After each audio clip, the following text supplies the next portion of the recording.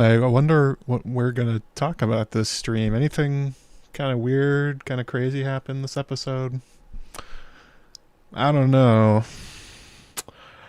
I can think of a few things off the top of my head that could come up. Yeah. A very different vibe, I think, after Rook's Rest. They sort of they sort of zigged on the zag on that one. All right, so yeah, everyone saw that scene in the in the trailers and stuff, and we're like, oh, who is it that's Daemon's having sex with?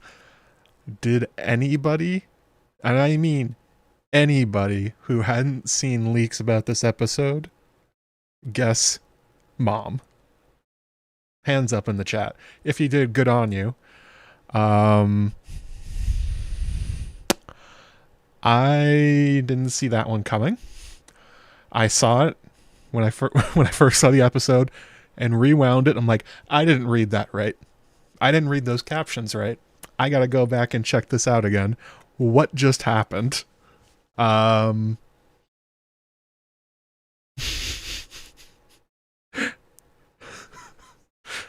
Like, I don't recognize that actress. Wait, who is that? At first I thought it was the girl from the brothel. They'd showed her in a previous episode. Okay, hang on a second. Let me clarify this. I got sent a bunch of leaks on Twitter this week, which was stupid because I already knew them because I already watched the episode. But a whole bunch of stuff from this episode got leaked ahead of time. So there's a lot of fake predictions out there of people who knew it was coming. It was like, oh my god, I had no idea. Yeah, I had to go back in time and double check that one. I thought for sure that like he had just found a Rhaenyra replacement, that he had gone and done a Jorah Mormont, where he finds the sex worker in Volantis, I think, that looks like Dany, and it's like really creepy and weird. I'm like, maybe that's what Daemon's doing. Maybe he just brought that girl with him, and it was like, nope, nope, that was Alyssa Targaryen. A character I had to Google the name of. I'm like, wait a second, what is Daemon's mom's name again? Because of course they didn't. No subtitles there for that one. Let's go ahead and sort of. Oh, I have to drop it in. Hang on a second. I just downloaded a whole bunch of screenshots. Okay. Let's just go right to that one. Yay!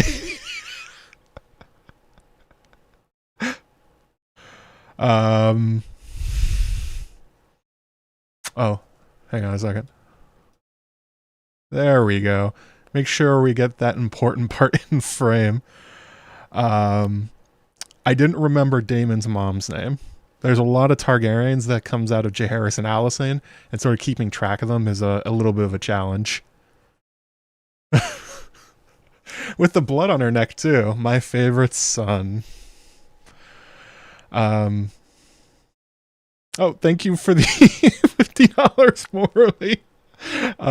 Yeah. Thank you. Thank you so much. Yeah. This is a mind wipe episode if I ever saw one. So I posted this thing on Twitter. And I think one thing that's important to remember is that this scene does not exist in isolation. First of all, Daemon doesn't know who she is. Why? We're going to get to that in 1 second. And second part, when he realizes who she is, he goes, oh my god, what have I done? Oh my god, this is the worst thing I've ever done. Oh my god, oh my god. You can see that going through his head. And the reason he doesn't know Alyssa is because she died when he was like 2 or 3, so he doesn't really remember her. So as this is happening, even in his dream, he doesn't know who she is. Now, okay, why isn't this Daemon's dream? I'm glad you asked. I'm going to go ahead and pull up another screenshot here. Kind of an important one.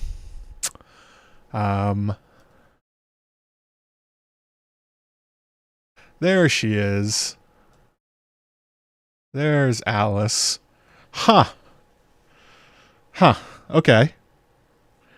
So, it's a pity, don't you think, that you never knew your mother?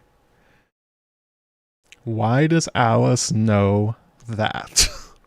Why does that come up? What are you talking about, Alys? Like, what does it have to do? I think they're trying to do the subtle thing they did last episode, where it was like, whoa, how'd you know I have a problem with my wife? She's like, you haven't sent a raven. Same thing here. Alys is like, the conversation they're having is about like the crimes against the Riverlands, and she's like, all war is committed against women and children, and you can sort of read this line as, it's a pity, don't you think, you never knew your mother, implying you don't have empathy for women. That's not what they're doing. That is a plausible reading in a non-magical universe where she's not screwing with his mind. That is, she knows what was in that dream. She knows it was Alyssa, and she knows it freaked out Daemon. Why? Because she spent this entire episode after that dream, like, peeking around corners and being like, boy, did that one land? Did you like that one, Daemon? Did you enjoy that little treat I gave you last night? Yeah, this is, if you're looking for, I put out a video today about Alys Rivers, and in it I talk about how, based on last episode, I was like, she's 100% a green seer. She's right there. I already know what they're doing here. The clues from the books, the clues from what she's saying, the things she can't know, all that stuff. All the stuff I said about Larys, by the way. Absolutely true here about Alys. This one, they just sort of put their foot on the gas, and they're like, by the way, in case you didn't catch it last episode, Alys knows what's in his dreams and keeps talking about it. Oh, thank you for the super chat. Tis herself. Daemon is the only person who interacts with Alys thus far. In this episode, Sir Simon just vaguely looks in her direction as he approaches Daemon. Untrue. So I went back and forth on this one with Joanna Robinson, who's probably live right now on the Ringerverse thing, on the Ringerverse YouTube channel. They've been doing live stuff right afterwards with Chris Ryan, I think it is. Other people have seen and noticed Alys. She's not a figment of his imagination. I had the same thought you did. So did Joanna. We were both like, somebody has to have talked to her, right? Like, somebody has to... This can't be just in her head. She's not imaginary, right? Yes. When Daemon first takes the castle, Alys walks in, and the other Strongs and the servants notice her walking up and look at her and then look back and down. So, yes, Alys is real. She's not faking her existence. She's not a ghost that only Daemon can see. Also, she put the bandage on his hand. But for sure, it is unclear if anybody else sees her the way that he does. Also, yes, Simon Strong did absolutely see her. Like, in this episode, he went like, "What are you doing, Alys?" And she sort of like turns away and goes like, just going about my business. She's also at the dinner scene where she's like picking up stuff and putting it down. So like, she is real. They do notice her. But yeah, so that's what's going on here. And I think the larger question, other than just like, is she doing this? Is the banging his mother dream Alys's fault? Yes. Why is it her fault?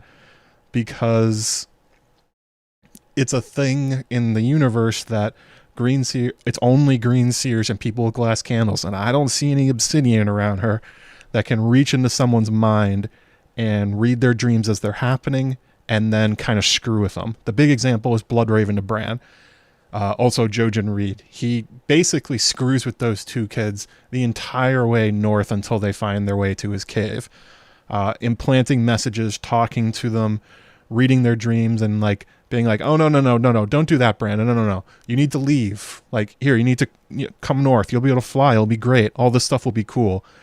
That's basically what's happening here. Except a big difference, and I've talked about this in a couple videos, I think, a big difference between Alys and Bloodraven is that Bloodraven is trying to be, maybe nice is the wrong word to Bran, but he's not trying to harm him, okay? He's not trying to, like, actively ruin Bran's life. He has a purpose for what he's doing, and it's not, I guess in some sense it is malicious if you're, like, going to destroy Bran's life in order to turn him into a tree god. Like, that's not kind. But it's not actively turning you insane. And Alys, that's what she's doing to Daemon. It's clear every time he's going to sleep, he's like...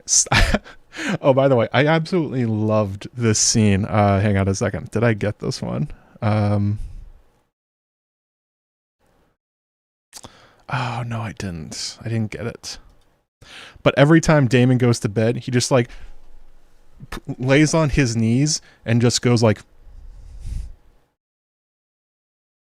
just, like, stares at the wall. It's insane. It's like... they all watched The Shining before they watched this episode. Like, he's doing his best British Jack Torrance impression I've ever seen. I sort of talked about this in my video that I put up today, and I speculated a lot about this is how. I described what is going on. I have some ideas about the why, but it's a little confusing. Especially going from last episode to this one. In the last episode, Alys was straight up pushing him into, like, you should be king. Isn't it so cool you have a castle? You have a dragon and a castle. Like, why aren't you king? Like, isn't this what you want? Isn't Rhaenyra usurping you? Like, this all sucks. And then this episode, Alys is like, ooh, hang on a second. You did some war crimes, Daemon.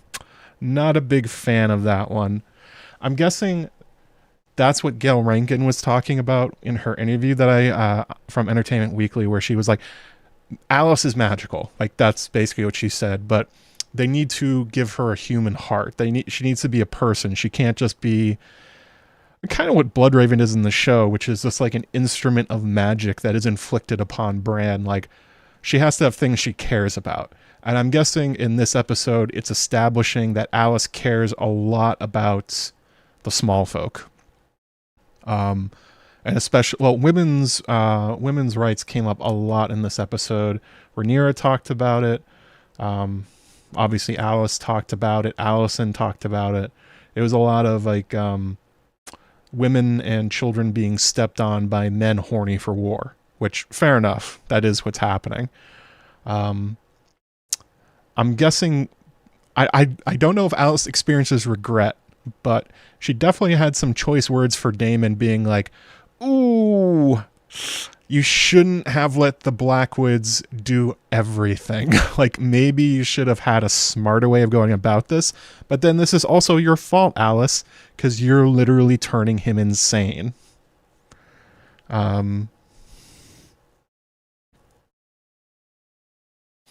Oh, $5 from Brian Holiday. Thank you so much. Alicent is interesting because how did she not know these men were going to turn on her? She affirmed that men rule when she propped up Aegon.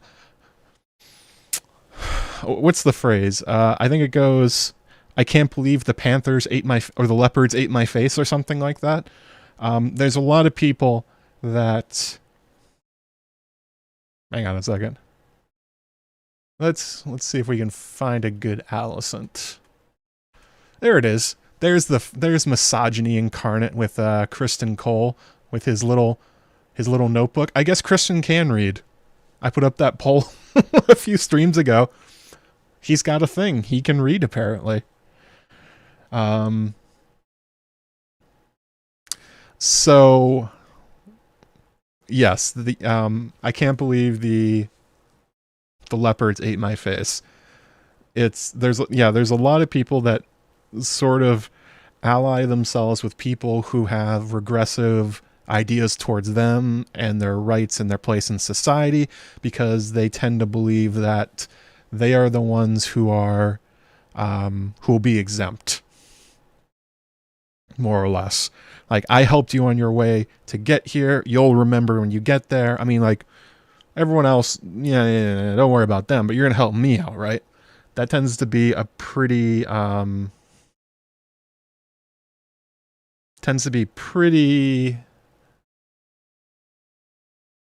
common, and I think that's more or less what's going on with Alicent. She also talked about this in previous episodes, that she believed that she still held sway over Aegon, and then, although she had kind of written off Aemond as a lost cause, but also she had her boyfriend Criston Cole, and she was doing whatever she was still doing for Larys, so she had sort of built this alliance around herself. But as soon as Aegon is melted, that alliance basically falls away. That they all know, apparently, that nobody's listening to Alicent when Aemond's in control. And actually, they do know that, because Aemond literally insulted her to Criston. So he's like, ooh, I might be on the outs.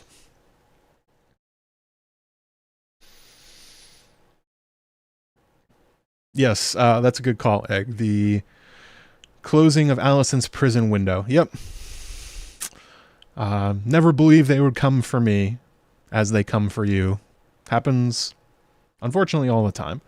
You see a lot of people who sort of fall into that mental trap. Yeah, that one is not great. So, wait a second.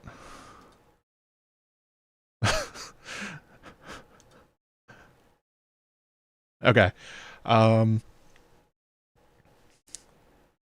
So, yeah, I guess sort of to get back to what's going on in the Riverlands, because this is obviously what's going to be on my mind quite a bit. Yeah, so Daemon shows up to, let's see here. Got a big old noodly boy up here.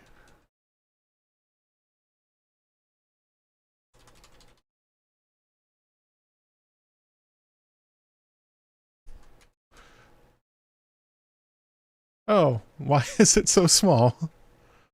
Alright. Not that big.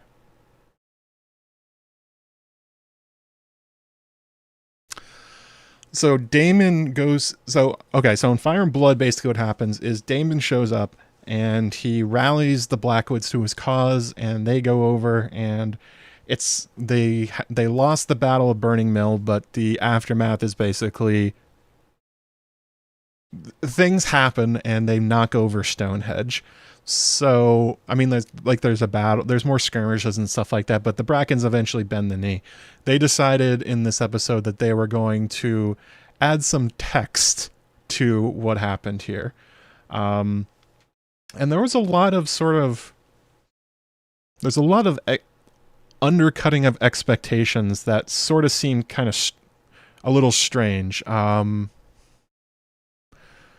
And this was one of them that really stuck out for me. So what happens here is Daemon is facing down Lord Bracken on a mountain in the Riverlands. I guess it is the Kings of the Rivers and Hills. I guess they found one of the hills. Oh, this must be the Teats. They're standing on the Teats. Finally, we got to see them. Teats on the screen. Please no demonetize YouTube.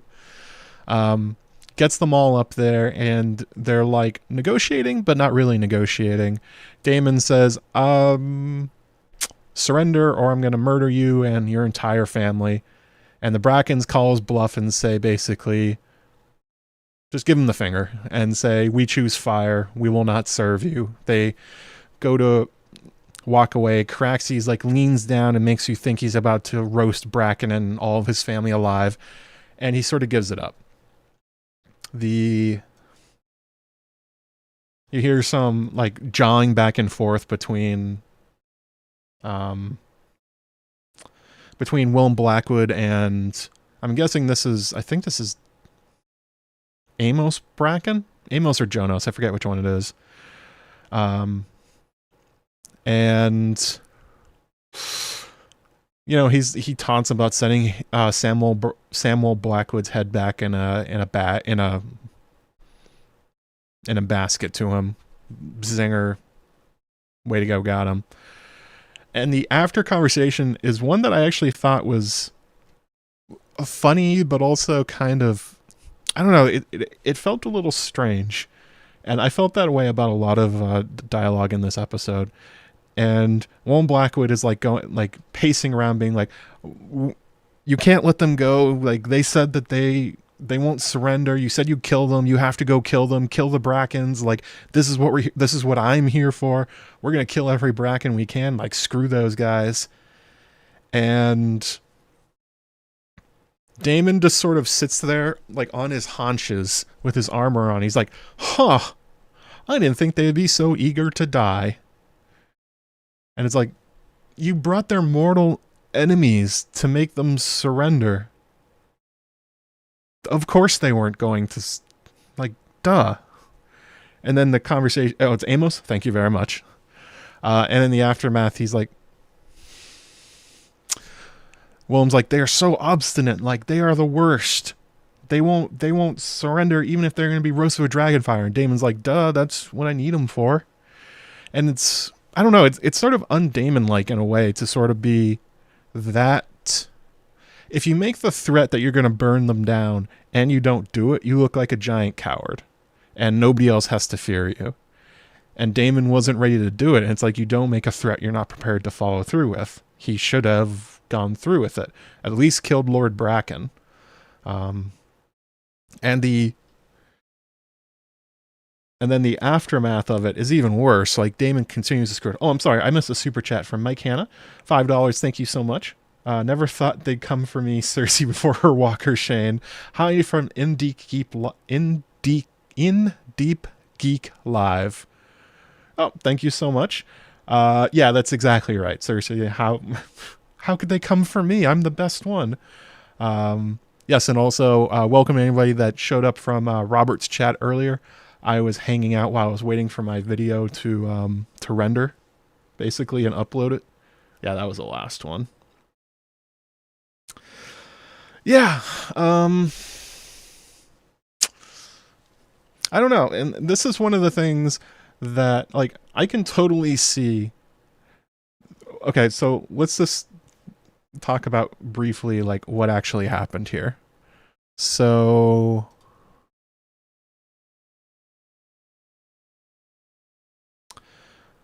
Daemon says to Willem Blackwood, good God, how dare I? They're going to kill me for this one.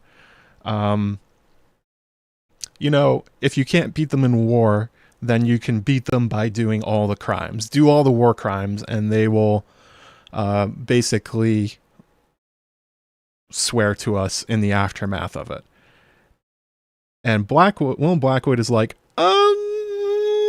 you sure we should do that? And Daemon's like, yeah, I think you should. I think you should do every horrible thing you can imagine. Basically, he tells them to Gregor Clegane the Brackens.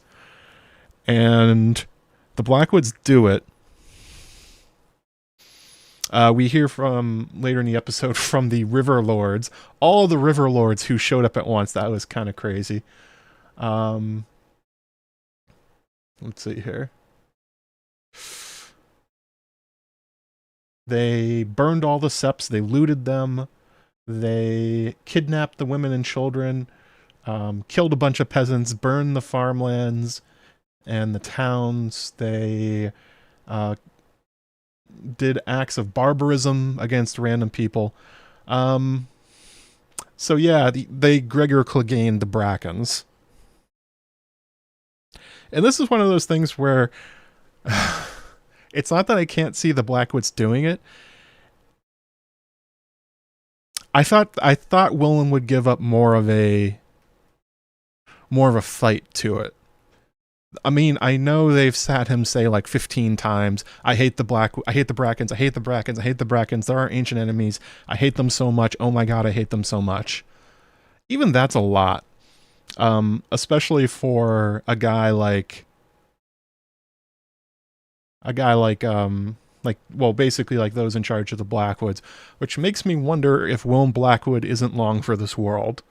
Um, if you take a house that is that popular within the fandom and known for being extraordinarily honorable, and you have them turn into a bunch of Gregor Cleganes and kill everyone they can find in the Brackenlands and basically empty towns of women and children and do, I'm sure, awful things to them. It like story-wise, I guess maybe you could pin that on Willem as being the regent and he'll end up dying, and then like Benjicott and Black Alley and Red Rob Rivers would come in, and that would might maybe like sort of a redemption thing for the house. Like maybe you can just put this on Willem. I don't really know. It was a confusing one, and it was also just very confusing for Daemon that this is what he would order them to do. Ryan Condal in the after the episode basically said like Daemon is bringing Dragon Lord values to the Riverlands, and these are old, set in their ways cultures that don't respect him and don't respect the dragon, and etc. etc. And it's like, I know Daemon literally just cut off a child's head. I don't think he's ever done anything like this. This is pretty far for him.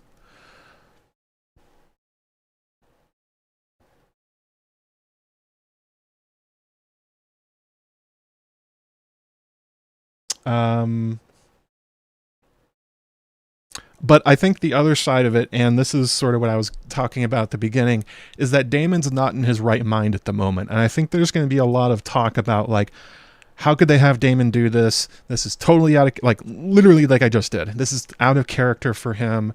This is not something he would do. This is a step too far. And he talks about wanting to crown himself and how he wants to go to King's Landing and, like, I'll crown myself king and then Rhaenyra can be my queen and that'll be fine. And I think that one thing that's really important to keep in mind is that Daemon's being driven insane every night. They're showing it over and over again. He cannot sleep. He's waking up banging his mom. He's roaming the corridors trying to find Aemond to kill him. Laena is haunting his every step. Like, he's pulling a full Jack Torrance. They literally had him walking around with an axe, okay? Like, he's going Jack Torrance. This is The Shining. So yeah, Daemon's not with his best thinking cap at the moment, and I think that can sort of explain what they're doing.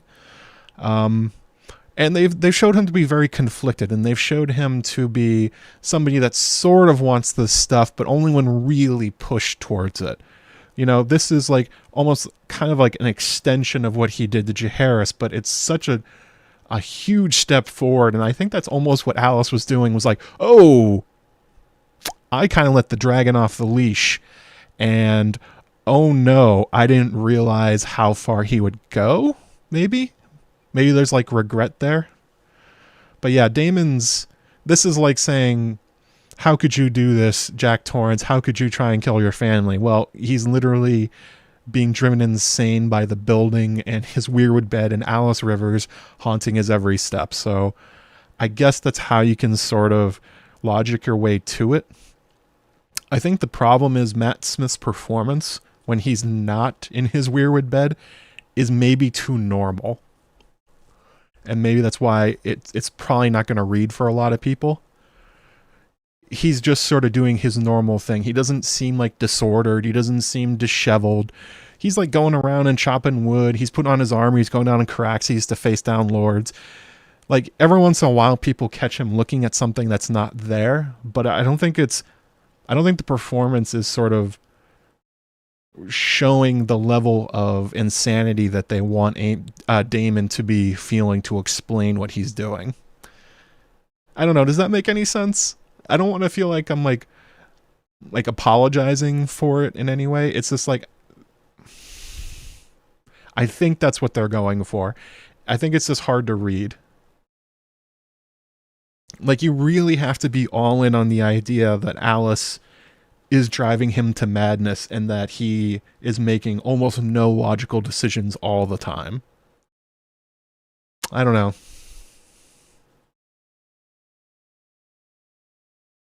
Oh, another super chat from Mike Hanna. $5. Thank you so much, Mike. My hot take, Aemond was sheathing his blade when Cole sees him. He never betrays Aegon in Fire and Blood. So this gets to a thread I made earlier this week. So was Aemond sheathing his sword when Cole walks up? Yes, I think so. I think if you look at it, he walks up and then he picks up the dagger. But he's also walking towards Aegon when it happens. I think he's trying to see if Aegon's alive. And if Sunfire is going to kill him. But I mean, even Ewan Mitchell and Ryan Condal basically said the same thing in the Aftermath of that episode. He was trying to kill. It was intentional. He knew he was, like, Vhagar was breathing fire at Aegon and probably was going to kill him. And so I don't think he had regrets when Aegon hit the ground. It was probably Kristen just caught him in an awkward moment. But certainly having a sword out walking up to the maybe dead king is not a great move. But thank you for the super chat. I think Matt Smith is saving greater levels of insanity for later you want to build, says Arthur Fisher. I suppose. That could be what's going on. I mean, they're dropping in hints left and right that this is what's happening. There was also that scene. Let me see if I can find it real fast.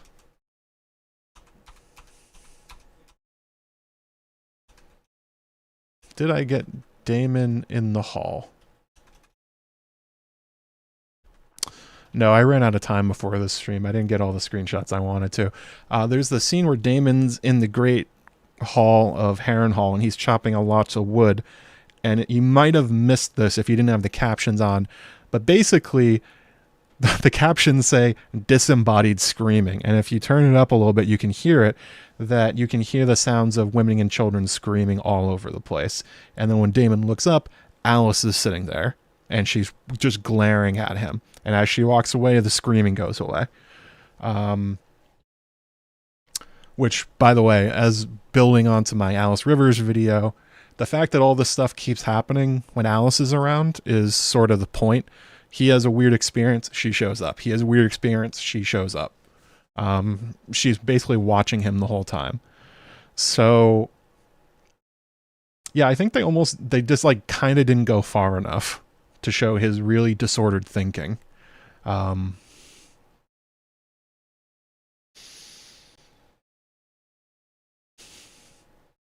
I guess the bigger question is like his explanation that like I would take King's Landing and I would crown myself and then like see what happens. That's insane. I'm not even sure sleep deprived Daemon's insane enough to think that would happen.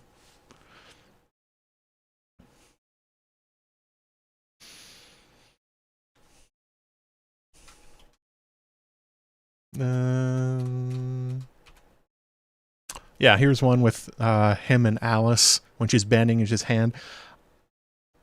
The bloody hand thing is keeps coming up. And also, by the way, we learned that Daemon doesn't like goose. You know, so keep that in your memory bank. Daemon, picky eater.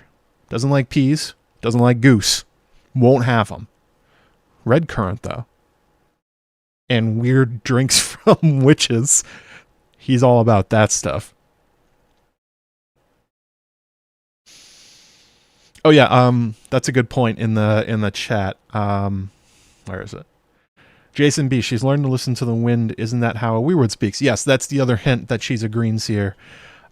She knows the information that comes in the letter by Raven before Simon Strong has it. How does she know? Well, she knows before even then.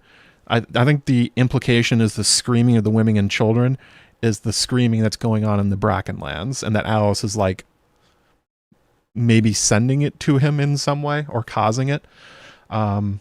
Yeah, so she can read his dreams and she knows stuff that's happening ahead of time. How can she be doing that? Skin change or green seer, pick whichever one you want. Maybe she flew an owl overhead and saw the stuff going on, or she saw it through weirwood eyes, that kind of stuff. So Alys is very, very, very, very, very heavily being gestured at as being what a Green Seer is like that's not Bran and Bloodraven. One that's sort of active in the world, as it were. The bloody hand thing continues to confuse me because sometimes it's there and sometimes it's not. It's in the last episode, Daemon woke up, his hand was bloody from after he cut off Rhaenyra's head. Well, fake Rhaenyra's head. And then he looked at it again and it was gone. In this episode, he had a bloody hand again and he wiped it on his mother's chest while he was having sex with her, because that's a thing that has now happened in this series. And then he wakes up and the blood is gone again. But here, the bloody hand is not going away. Alys says it's because of him using the axe too much or something like that. Like it's rubbing his hand raw. But that happened pretty quick. Maybe this is like Daemon, like knowing this is like the most low stakes prophecy ever, if it is one, or Dragon Dreamer thing ever. It's like, my hand will become bloody in a few days, and it's like, haha, hand's bloody, nailed it, got that one. I wonder if it's more of like a visual implication of Daemon's descent into madness, I guess. That like the blood is there, he wakes up and it's gone. The blood's there, he wakes up and it's gone. Now the blood is there more often, and he's seeing and hearing things more often. He's hearing the screams. He's seeing Laena just sort of everywhere. He's constantly staring at walls. Like the weirwood bed has completely gotten him. Maybe just change beds, my dude. Yes, yes, also literally blood on his hands. Yes, that's right. It's got a gray water watch, but they're using it magically in some weird way. Another super chat from Mike Hanna, $5. Would you say that Daemon is in a season-long House of the Undying? Talk about any prey parallels. I'm not sure what a prey parallel is, but yes, House of the Undying is definitely something you can draw on for this. The way that, not the House of the Undying from Game of Thrones, this would definitely be the book version, where Dany gets drugged, and then she sees apparitions everywhere she goes, and the Undying are trying to basically lure her into doing something. The implication is that they're like going to use her magically to keep themselves alive. It's never even been really clear what they're doing. It's just kind of like a vampire thing. They're just like going to suck out dragon stuff from her. That's that's the least eloquent way I have ever said anything. Dragon stuff. Yay. But yes, House of the Undying is a pretty good parallel for what's happening to Daemon. Maybe this is sort of almost like a makeup for the fandom, in a sense, that since House of the Undying that was adapted in Game of Thrones was so different and missing so much, that perhaps this is more or less House of the Undying, but in House of the Dragon, I suppose. Because people have pointed out that nothing like this happens to Daemon in Fire and Blood. Well, okay, nothing is recorded. I made a tweet where I basically said, somebody posted the quote where it was more or less, Alys Rivers was there while Daemon was, but apparently she had no effect on him because he went out and everything was fine. Even though, spoiler alert, nothing was fine. Daemon went off the rails after Harrenhal. But anyway, I quote tweeted it and said, or he never told anybody because it was insane. It was like deeply embarrassing and weird what happened to him.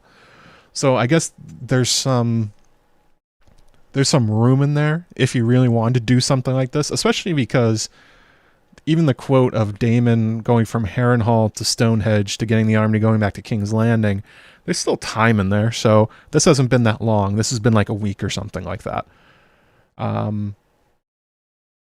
So I'm guessing that's what they're doing. There's also stuff missing, more horror elements that were missing from Game of Thrones. Like, they didn't do the Night Fort in the same way it is for Bran, which is one of the better horror scenes that they wrote. That's kind of what I think is going on.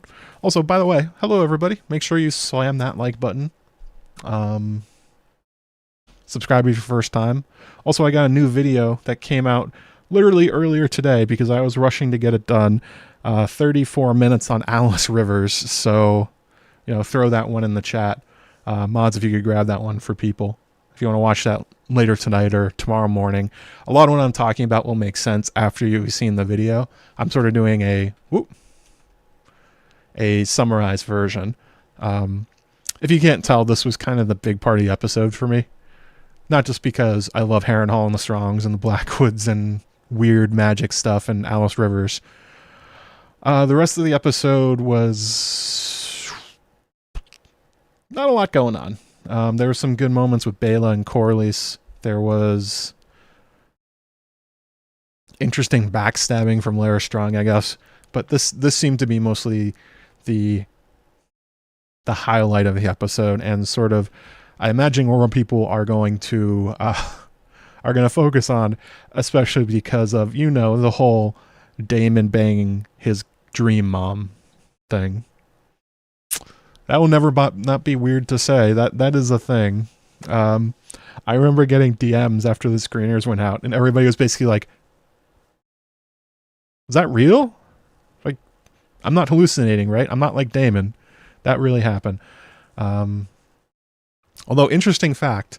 Well, not interesting fact. This is something I was just sort of occurred to me. So I've talked about in my Dragon Bond videos how the rider and the dragon are connected mentally, more or less. Daemon gets shot with an arrow. Caraxes screams. Rhaenyra's having a miscarriage, and Syrax over on the island is absolutely losing her mind. When Dany gets drunk on Shade of the Evening, Drogon does too. So as Daemon's losing his mind in Harrenhal, doesn't that mean Caraxes is too? Like, a lot? Do you really want a giant, insane, red, angry dragon all throughout the Riverlands? No, probably not. They haven't done anything with that. Although Caraxes sort of was gonna roast the Brackens, which maybe could lean that way. But they've shown that Daemon and Caraxes definitely have a very close bond, to the point that, like, there's not really much of a difference between the two of them. So Caraxes should also be absolutely losing his mind while this is happening. Like, is Caraxes also seeing ghosts? Is Caraxes just, like, twitching outside of Harrenhal? Be interesting if, like, what would a dragon ghost look like? Like, maybe Velaryon? I don't even know.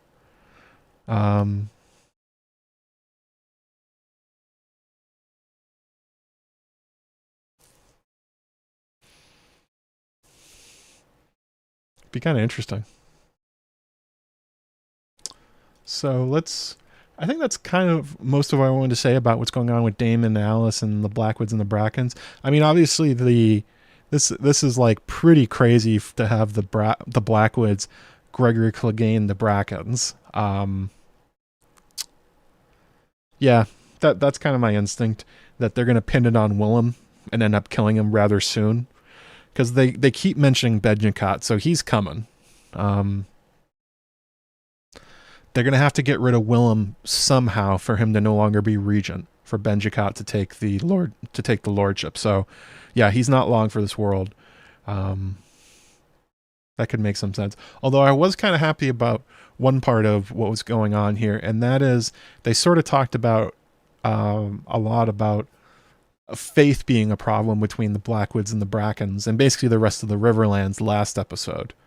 And it came up here quite a lot, that the Blackwoods didn't just limit themselves to going out and kidnapping women and children and killing lots of people and burning lands. They also made sure they found every sept they could and destroyed it and looted it. So I do like seeing that sort of aspect to it. I wonder if it's hard to read Gail Rankin for what she's thinking with Alys, because there's so much manipulation going on. It's almost like trying to ask, what is Rhaenyra Strong? What did I just say? Did I say Larys Thong? Mallory, Larys Thong. Make it so. Yeah, it's like trying to be like, oh, what does Larys really think about something? So trying to sort of say, what is what does Alys really think about this is tough. I guess you can only really go on what she's saying, that maybe she's also like maybe a little surprised at how fast Daemon and the Blackwoods went to do all the things. Kind of like a I mean, that is a common theme within the Song of Ice and Fire, the idea that, you know, magic and prophecy are sword without a hilt, that if you try and grasp them, you know, cut your hand or bite off your prick, that kind of thing. Maybe that's sort of Alys's penance in a way, or maybe just the idea that once you set these things in motion, you can't really know where they're going to go.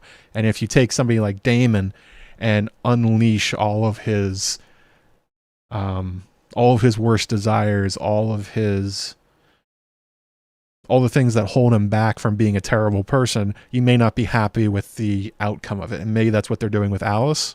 Not really sure. I think we're gonna have to see more from her, but they're giving her a lot of lines. They're giving her a lot of attention too, wherever she's going. So I don't think this is gonna be like, well, obviously I know this isn't the end of Alys whenever Daemon leaves. Obviously a lot of us are aware she does other things. They dropped in Aemond One Eye and he was already stalking through it. But yeah, a little bit curious what's going on there. I do like that aspect of Alys. I heard I was watching Sanrixian's stream before the episode started, and I think it was Mary who said something along the lines of, I'm glad that Alys is a character and not just a magic totem in the universe or something along those lines. And I agree. I'm really happy that they are trying to do something with Alys, but the problem is there's so little to go off of with her as a character, that she really is this kind of a mystery box that we're sort of learning about her anew. And I think in sort of a similar way to Larys Strong, which, by the way, linking the two of them together, that they are confusing because they are mysterious characters and they're trying to fill in the gaps.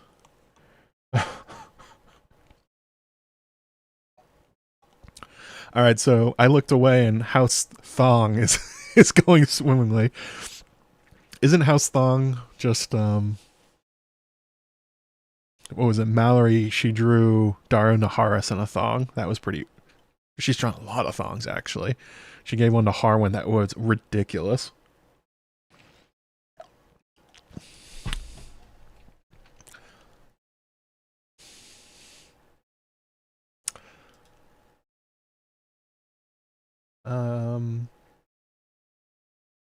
Oh, so let's go back and talk about some other things from the episode other than the... Oh, important update. Dog's alive. Very, very important. Dog alive. No worries. Dog survived. It's been sitting there underneath Cheese's corpse this whole time, apparently being extraordinarily sad and just waiting. So, thank the gods, the old and the new. Even though the Blackwoods destroyed a bunch of seps, and the Weirwoods are real and messing with people's minds, at least some things are good in this world, like this dog. The bestest boy. House dog. So let's roll back to... They give Corlys a bunch of scenes in this. It opens with him at high tide, and he's looking obviously somber. And this was one of those rare times where they sort of laid it on so thick that when I listened to the after the episode, and they were like, oh, it's like nothing means anything without Rhaenyra, without Rhaenys, all these wares, all these treasures, his grand hall, the Hall of the Nine, all these wonderful things mean nothing without Rhaenys. And it was one of the rare times where I was like, I know, you kind of laid them one a little thick there. He had 3 different scenes doing the same thing. The first one, him sitting on the... let's see here. Let me see if I got it.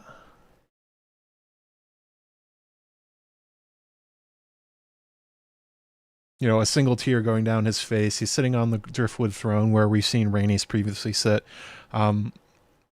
This is a heartbreaking moment for Corlys.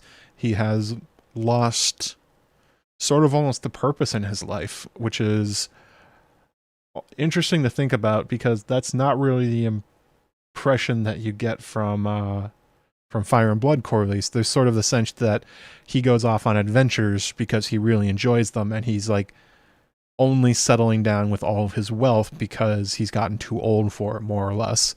And in this, they're making it more or less text that Corlys's ambition and his trade missions that were totally not piracy around the world were to build a house that's more or less worthy of Rhaenys, and now he's not sure what to do with himself without her, that she was his purpose. There were some hints to this in season 1, especially the argument that they had about how Corlys is obsessed with her putting on the throne, and she's like, I've let it go. And Corlys is like, absolutely not. That's your throne. They're dicks. They stole it from you, etc., etc. I found it very sweet in the sense that there was an implication at the time, and actually, well, not even implication. Rhaenys just basically said it. She said, it's like, this is your ambition. You just want to be king consort. You want to see your children on the throne. You don't give a shit about them as people. You don't care about me. This is just like your ego and the glory of House Velaryon. And we see here that that was an oversimplification of the man, that he really did love Corlys loved Corlys, but he also clearly loved Rhaenys, and that it was less ambition for himself, but it was more like trying to push her up, I guess, is the way we're supposed to go back and look at it. Yes, he is a wife guy. Corlys fought for Rhaenys. Corlys would fight for Laena. Sees Baela Corlys relationship expand, fight for Baela. Yeah, we'll get to the Baela stuff because that was probably the highlight of the episode. I thought that conversation was excellent. I thought they finally gave Baela something to do other than fly around and get on the dragon machine that they have that they put him on. She wasn't just flying around. She had some good lines here and some emotional stakes.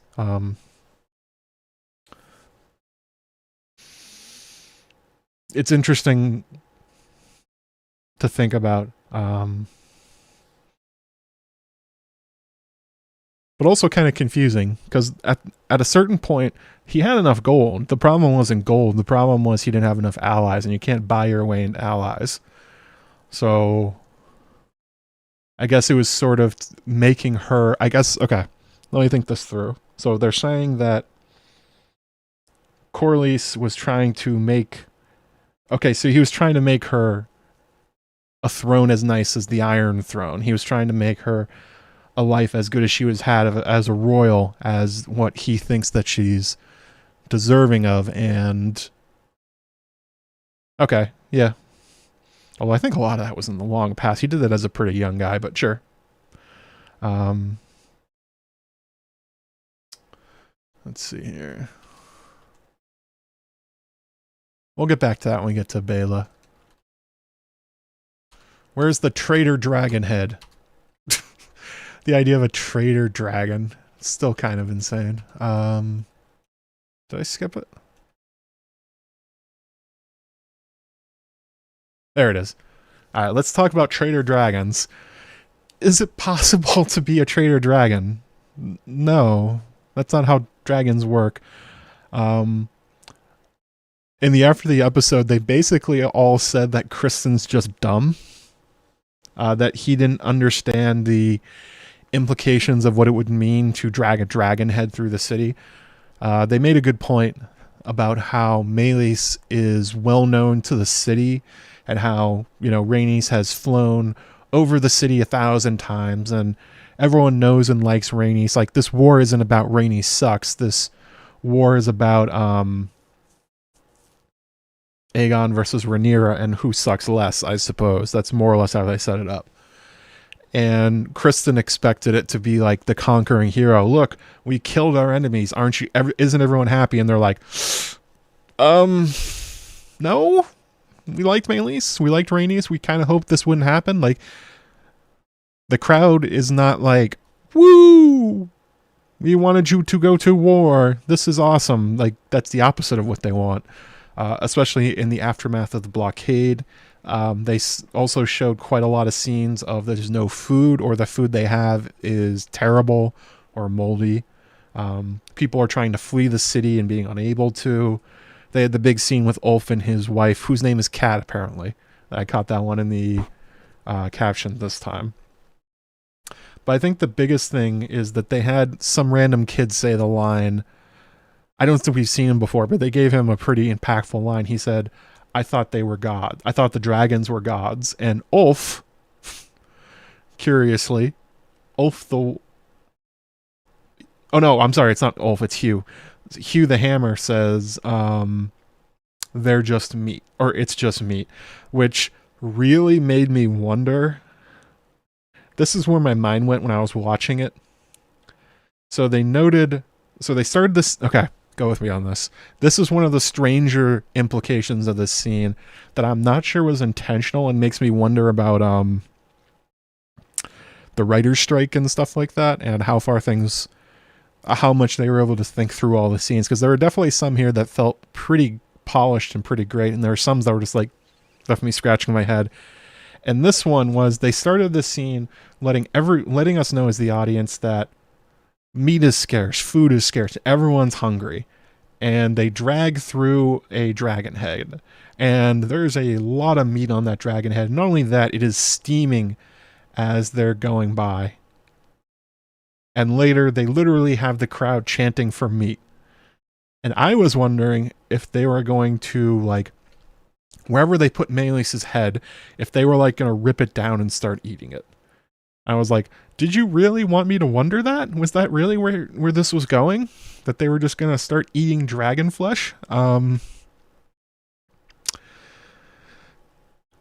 don't think so. I don't think that's kind of what they were going for. I think they were making the point that, you know, killing one of the dragons sort of destroys the luster of them, destroys the godlikeness of the Valyrians, that, you know, that they're above them, that there's no point fighting back. Why would you? They have dragons.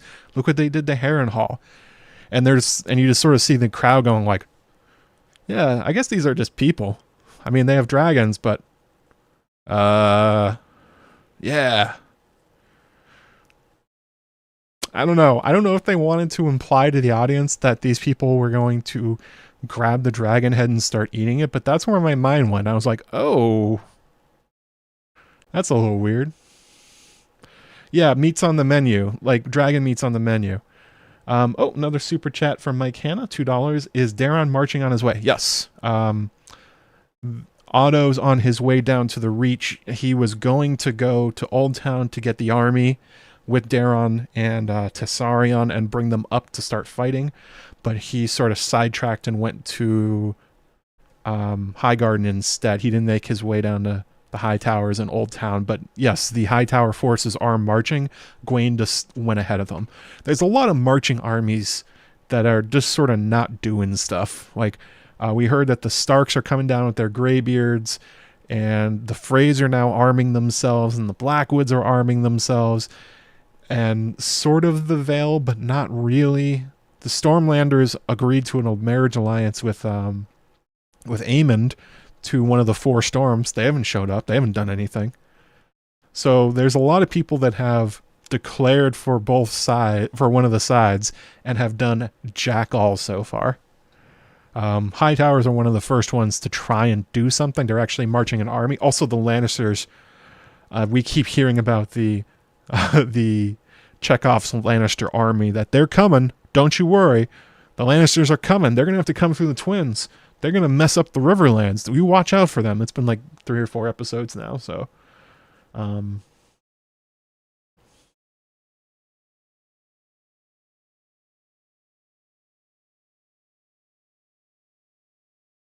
Yeah. They didn't say anything about the meat and like the lack of food or anything after the episode, so I am very curious if that is a thing that they'll be exploring if that ends up happening. They showed the bread riots in the next episode. We saw there's a shot of Helena and Alicent running from a crowd. So I guess we're going to go full on War of the Five Kings. People go nuts in the streets while the royals are walking around.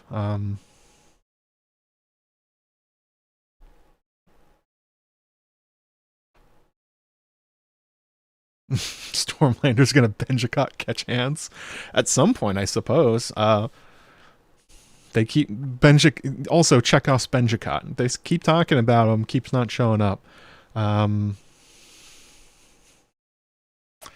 It's kind of funny when you think about it. Basically, nobody actually wants to participate in this war. Everyone's swearing up and down they're totally going to. Like, don't you worry, the swords are coming. Don't you worry, our armies are coming. And then everyone's like, so who's going to go first? I don't want to be first. But weirdly, not even the Crownlanders. That one confuses me. I don't know why Rhaenyra hasn't called up her Crownlander, like, levies and stuff like that. Seems like she should have already. That part just keeps confusing me. Like, they totally can. But anyway. What was I talking about? Oh yeah, the dragons and the meat thing. Definitely sort of a shell-shocked moment for them.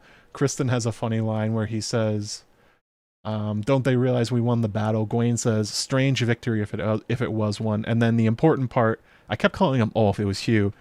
There's a cart that's being dragged behind them nondescriptly with just a whole bunch of like rags over it. And of course we realize the guy in the box, or the thing in the box, is not like... I actually thought it was Rhaenys at first. That's one thing that happens in Fire and Blood, is they talk about how Rhaenys' body was like charred beyond recognition, but it's very common for like important people like Rhaenys to be put on display as like a warning about the crown's power, like quartering somebody and putting each one of their pieces of their body over the top of the gates or something like that.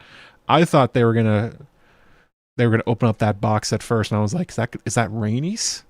It was like, no, that was the baked like a brisket Aegon. Let me see if I can find this. Yep, there we go. I'm guessing they're just not gonna... They're just gonna say Rhaenys' body is not here, I suppose. Yeah, what does dragon meat smell like? Probably better than rotten onions. So they bring Aegon up, and this is another moment that... So this season has been pretty funny so far. There's been a lot of funny moments. There's been a lot of gags, a lot of physical comedy that's sort of showed up in different ways. And I 100% thought, once I realized it was Aegon's body and they were carrying him like 6 guys with on the shoulder like a casket, I was for sure thinking they were going to drop Aegon. And in a way I was like, ooh, that's like the tone of how this season has been going. That like they've been showing the Greens as a bunch of nincompoops that screw up even basic things, and like Aegon's been putting idiots in control of everything. His Kingsguard's the worst. Nobody's listening to him. I was wondering if they were going to do him the indignity of having them drop the box with him inside of it, but they did not.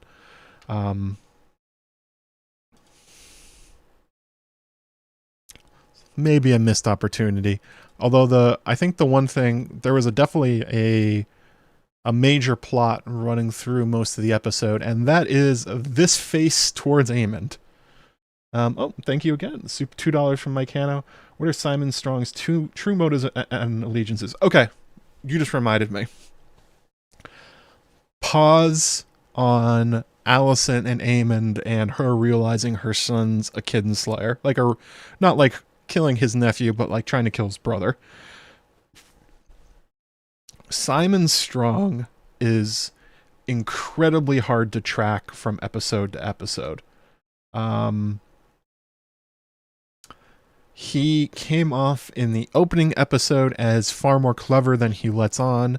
He also, Daemon asks him about Larys Clubfoot, and Simon comes back and he goes like, of course he murdered his father and brother. He has no allegiance. We hate that guy. We figured it out. Like, look how damp it is. There's no fires here. Like, screw that guy. And he educates Daemon about the Riverlands. He educates him about running the castle. And in this episode, he sort of turned into kind of like a bumbling fool in a way. Even that was 2 episodes ago. 1 episode ago, they had him standing behind Daemon, sort of reacting to him screwing up everything with Oscar Tully. And he's reacting in all the same ways, and he's correctly letting the audience know how badly Daemon has screwed everything up. And this episode, Simon just seems strange and much more like a servant in a way. Not,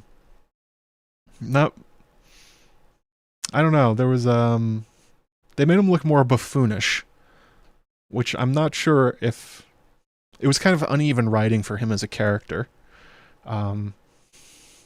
And he had a lot of very strange lines. His one about the river lords are here, and then his thing about is duckling not to your taste or something like that. It's like, you are using him very, very different this episode.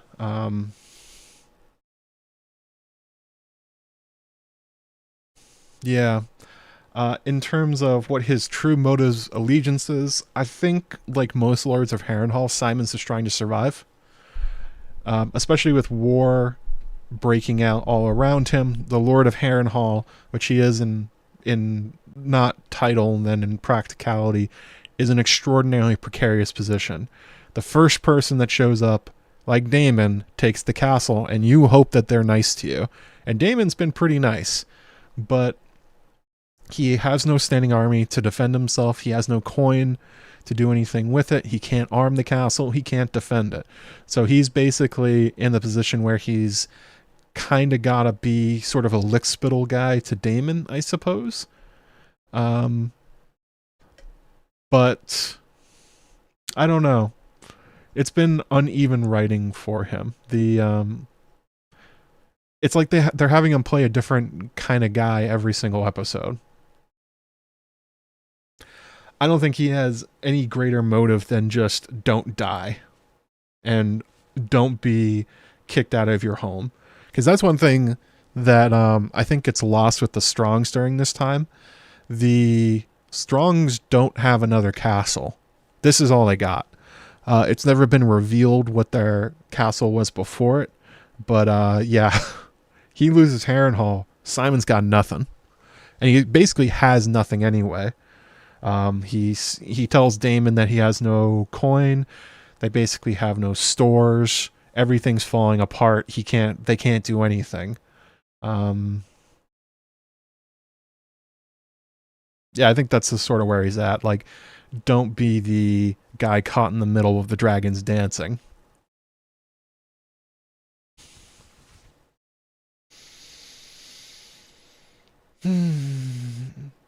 I agree, Carl Karsnark, that he is playing it smart. It's just that he's playing it smart differently from episode to episode. Maybe you can sort of do it in the same way I explained earlier, that like Daemon's extremely poor decision making and the things that are kind of out of character for him can be explained by him slowly going mad. And maybe that's what's going on here with Simon. Like, he's increasingly growing worried about Daemon's mental state, so he's like trying very hard to treat him with like soft hands, more or less, and like, this guy's losing his mind in this castle. Oh god, how do I not die? Maybe that's sort of how you can read it, but I don't know. It's strange.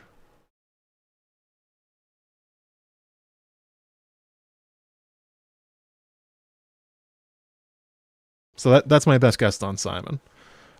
Just trying to make it and finding himself overmatched. Oh, but okay, so this is another thing I noticed during the episode. So they're talking about the gold. They're sitting at the table. Hang on a second. I have this one.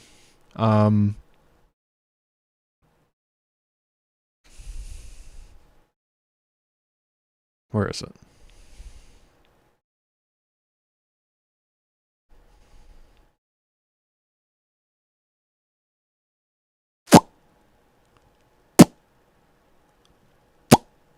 Here. Okay. So this is all the talk about the gooses and stuff like that. And Simon says he needs coin in order to do the repairs and arm Harrenhal and basically start giving Daemon an army, and he doesn't have any. And he says this line about when the tragedy... Hang on. Let me see if I got this exactly.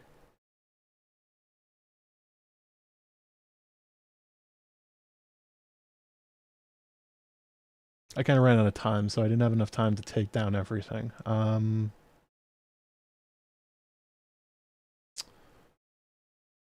So what is he says...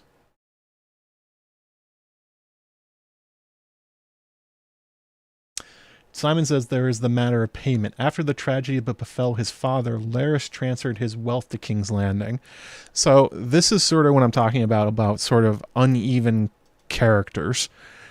In the first scene that we met Simon, he curses Larys' name. He calls him the Clubfoot, and he says it with venom. And he also says that he knows that it wasn't a tragedy, that it was murder. And that he says that in front of everybody that's in the shot. There's not like somebody else here he's not trying to offend, but he kind of changes his tone here and says it was just a tragedy that befell them. And he says that he just transferred his wealth to King's Landing. And it's like, were you performing when you said Larys sucked and that he's no lord of yours previously? Or is like the left hand not knowing the right hand is doing?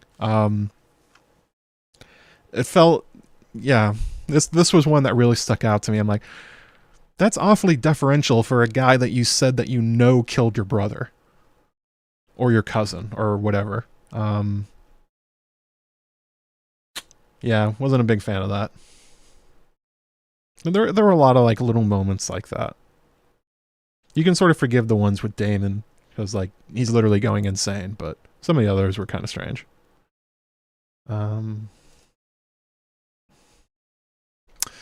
So, Alicent's major arc in this episode was two of them. First one is she's realizing that she has made a monster in Aemond. She very quickly realizes that when he's already openly wearing the dagger and how he is not reacting at all, except like mild interest when Aegon gets brought up in the cart, that Aemond tried to kill Aegon, unsuccessfully so far.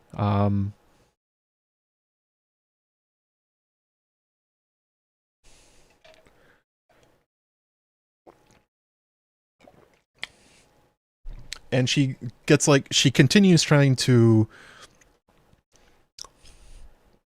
like detective her way to figure out if Aemond really did it. She tries to get Kristen to cop to it. She challenges Aemond a couple of times. She sort of sits in the small council room and like vibrates with anger and unable to know what to do with Aemond now in control. Yeah. Aemond didn't address it at all. He basically just ignored her the entire time. She just knew from the jump, and she was like almost searching for reasons to not believe what she knows, that Aemond 100% did it. I mean, she's talked for several episodes about how he's a monster. Aemond knows she thinks that, as he insulted her directly to Kristen in a previous episode, so not that surprising, but she weirdly, well, I guess not weirdly, I guess she never really thought it would get this far, that Aegon wouldn't be dumb enough to try and kill the king to get his way to the throne. Of course, it was extremely convenient for him that Jaehaerys died. Boy, did that work out well in Aemon's favor. I mean, he didn't plan it, but it did work out. Yeah, Alicent's in a lot of denial about what's happening, and really fearing Aemond And I suppose that goes back to what she's been talking about in the last 2 episodes, that she's sort of resigned herself in a way to like, this is going to be a terrible bloody war and it's out of our hands and I can't do anything about it anymore. And it's in the hands of, I almost think she sort of talked herself into it. Like, Aegon's so incompetent that we can sort of control things and they won't get out of hand. But now that it looks like Aemond's actually going to start ruling, he is completely out of control and there's no telling what he would do. Although part of that is a little bit unjustified, sort of, in what we've seen from Aemond. The craziest thing he's done so far is killing Luke on Vhagar. And like, even watching at the time, everyone understood that Aemond got ahead of himself and it was whoops-a-daisies. He didn't mean to kill Luke. He says he regrets it. All those kind of things.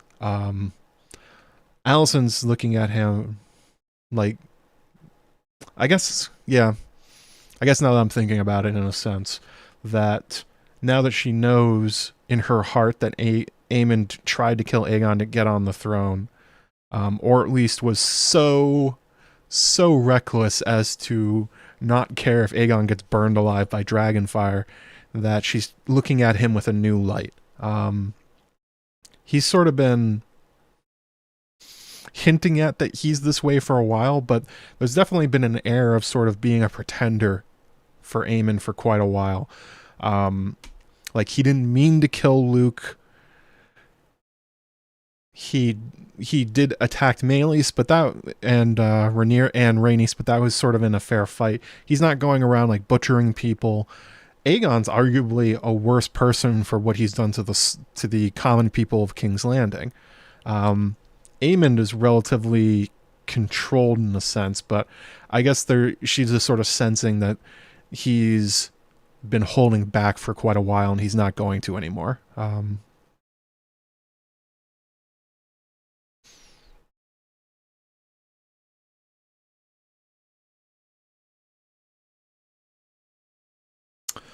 Aaron's son X question may have been asked. I can't tell if the show is saying Sunfire is alive or dead when Cole says Sunfire is long in the dying. I took it as Sunfire is barely alive. Sunfire is alive. Long in the dying means that Cole thinks Sunfire is going to die, but it's going to take a while, more or less. Kind of like what happened with Viserys, where he was dying for like 5 years, more or less.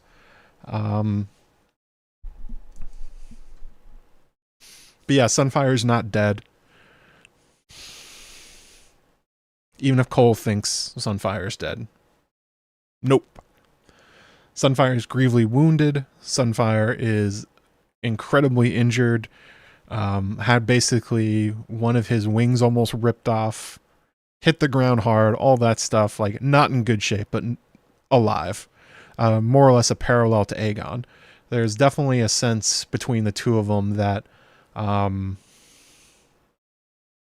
their fates are linked, I suppose. One will not die while the other is still alive. That kind of thing.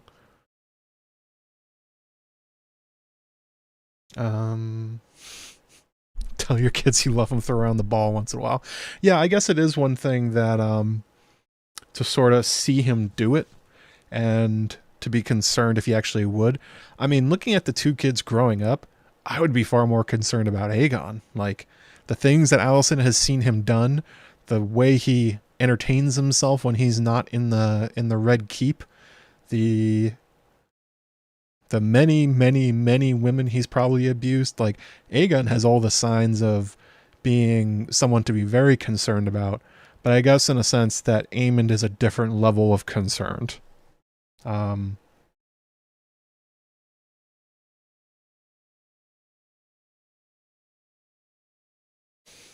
Yeah, I think that's a good way to put it. He's driven. He's like a driven level of evil.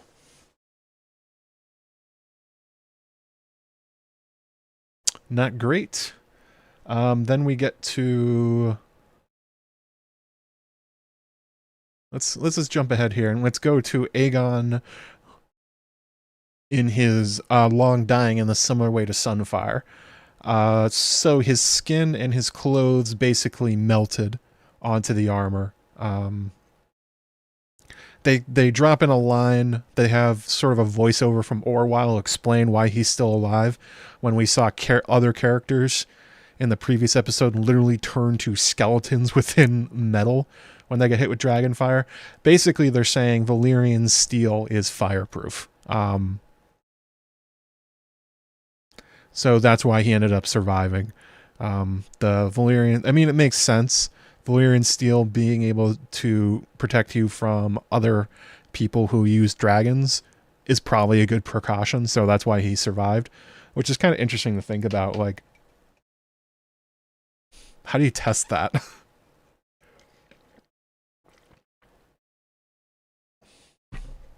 But anyway, so that's why he survived. And they had some extraordinarily gruesome scenes where they're cutting off his skin from the armor and they're taking off piece by piece. And like they had to snap his knee back into place, even though it was like wide open. That was gross. And Aegon's unconscious the whole time. And of course you can see here, Aemond comes in, more or less going like, am I about to be king? It's quite clear that he doesn't really care about what's happening to Aegon. I mean, he did this, so he's not going to care.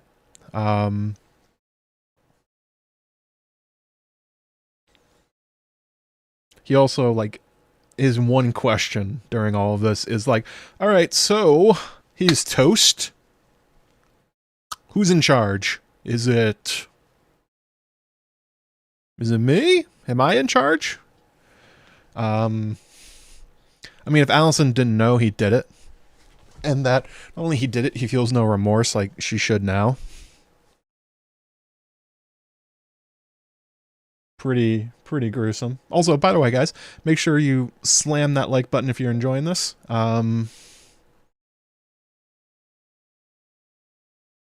Subscribe your first time here. Do all the things. Kind of heartbreaking for Alicent. She has to confront the fact that Aegon is literally about to die in front of him, with looking horrific, but he survives against all odds. Yeah, that was not a good scene to watch. Aegon's unconscious during most of it, which I guess is an improvement. There's in Fire and Blood, they more or less say that Aegon spends most of the time on Milk of the Poppy. They drug him to unconsciousness because the pain is so great. They've almost done, like, Aegon the character a nicety here in terms of writing, in that he is so injured that he's straight up unconscious, so he can't feel any of this. It's not like he comes to and starts screaming. He's just out.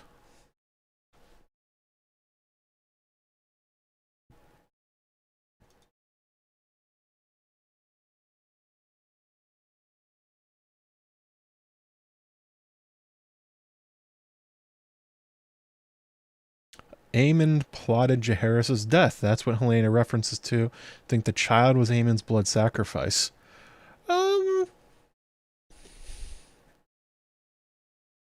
Maybe he worked with Larys? Because there's no what he definitely didn't talk to Daemon. He definitely didn't talk to Blood and Cheese. He seemed surprised that they came into his room and used that they used the secret passage. Down and out in King's Landing while it was happening, I suppose. That's something to think about. I don't think so, but then again, we've seen nothing. I haven't seen anything to sort of suggest that it's just convenient for him. Not all convenient things are conspiracies, I suppose.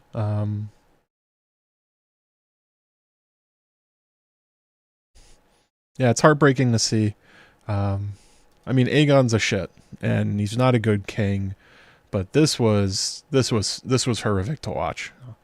Although I guess in a sense it was a little bit sort of like heavy-handed sympathy for Aegon. He's done little to earn it as a person, for he hasn't done a lot to earn a lot of sympathy for himself. The idea that he's now super injured and you should feel bad for him is... I felt more bad for him, I suppose, when he was getting destroyed by Alicent and Otto, and then Alicent turns and walks away when he's sitting there crying over the death of Jaehaerys. I felt worse for that than kind of this. That felt more earned, I suppose.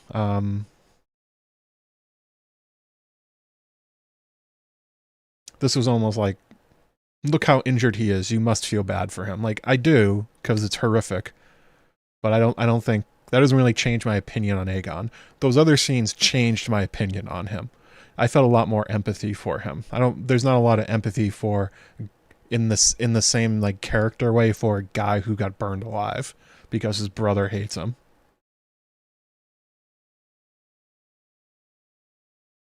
I hope that makes sense. Another super chat from Mike Hanna, $5. Thank you so much, Mike. Aemond and Aegon are like Homelander. I don't ask to be this, but now that I am, I'm delusional, deluded, and power crazy. Yeah, there is sort of a sense that I think there's an idea that power doesn't corrupt, power reveals. And Aemond has been kind of holding back because he's been so far from power. But now that he has it, there's definitely going to be a sense of the sky's the limit. And that's sort of the scary part about monarchs and like dynasties like this. The entire world is basically at the whim of one crazy asshole. And now there's an incredibly murderous one who seemed to be real happy he killed Meleys and Rhaenys and just basically tried to kill his brother unsuccessfully. And where he's going to go from here is he's like the dragon unchained from the pit. Yeah.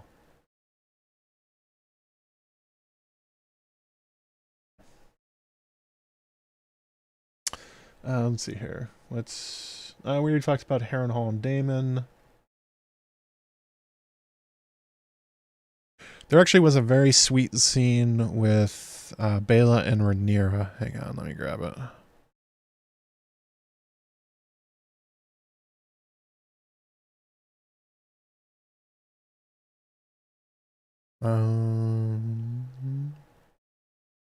It's Baela and Corlys, Alfred Broom. Did I not download that picture? Oh, that is unfortunate.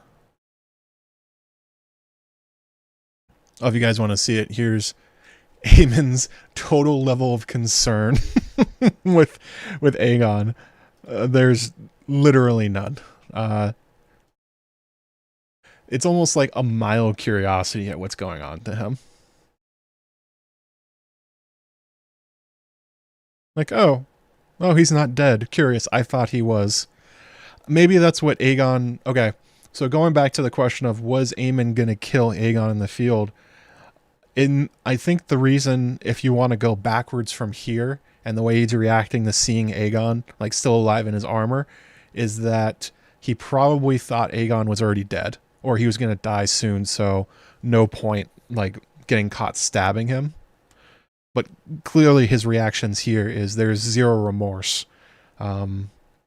He may have just miscalculated about how injured Aegon actually is, and if there's any shot for him to survive. I guess that's probably more consistent with what we see in this episode. Not the idea that he didn't want to kill Aegon when he found him in the forest, just like, yeah, he's gonna anyway. He's just toast.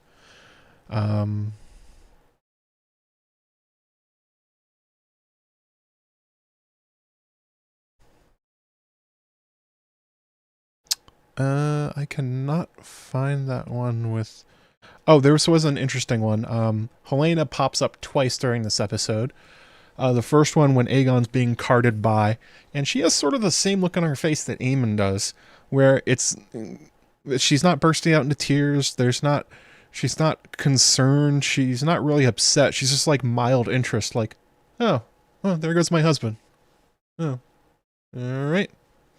Hope he doesn't die.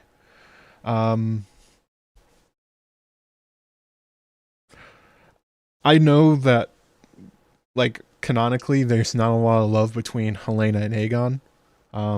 He cheats on her constantly. They basically have no contact. They were forced to marry each other. It's entirely a political marriage to keep Helaena away from Jace. That's the only reason that marriage was made. It was to make sure that they couldn't join the claims, more or less. Otherwise, there's no other reason for it. They talk about like, oh, it's like a blood purity thing. Like, I guess you could make that argument, but it's such an easy fix for the blacks and the greens that if Helaena just marries Jace, it's all over with. But anyway, yeah, Helaena is very cold during this episode, much more in her, kind of like Alys Rivers in a way, which makes sense that they're both like magical and like seeing the future and stuff like that, where I guess I thought it was interesting that they played it so that she had no reaction to Aegon.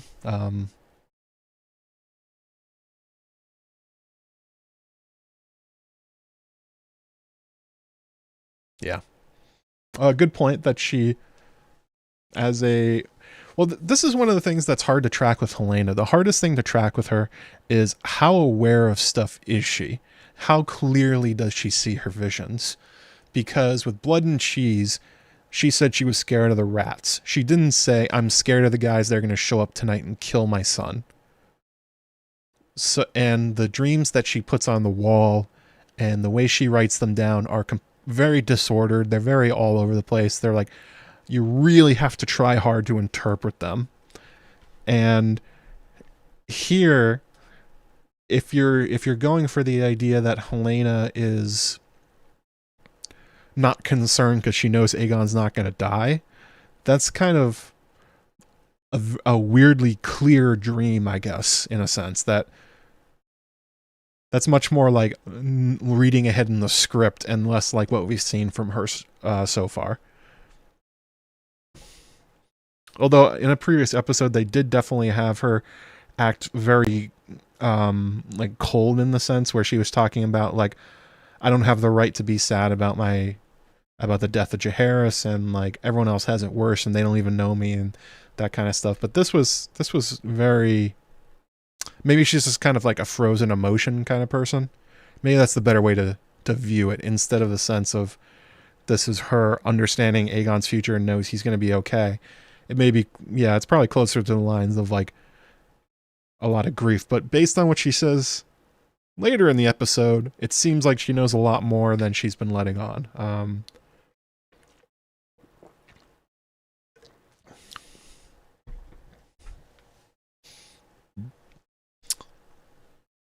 You think that she learned a lot more about her abilities. Oh, maybe she's trusting them more. Huh. After knowing Blood and Cheese came true, maybe she started trusting herself more. That's a good interpretation. I could see that. Oh,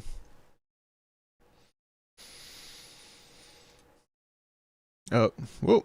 Where did everything go?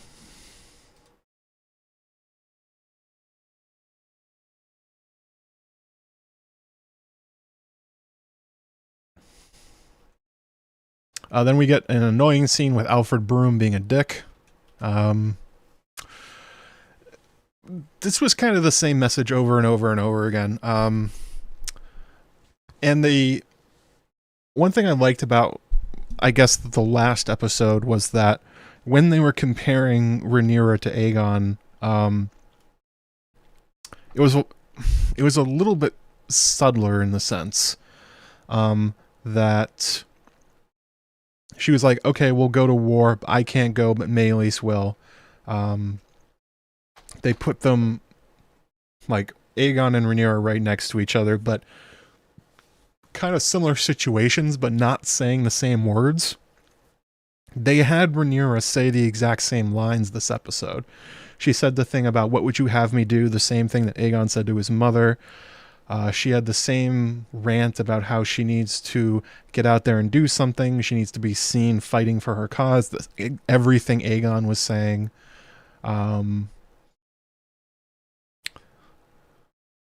I don't know.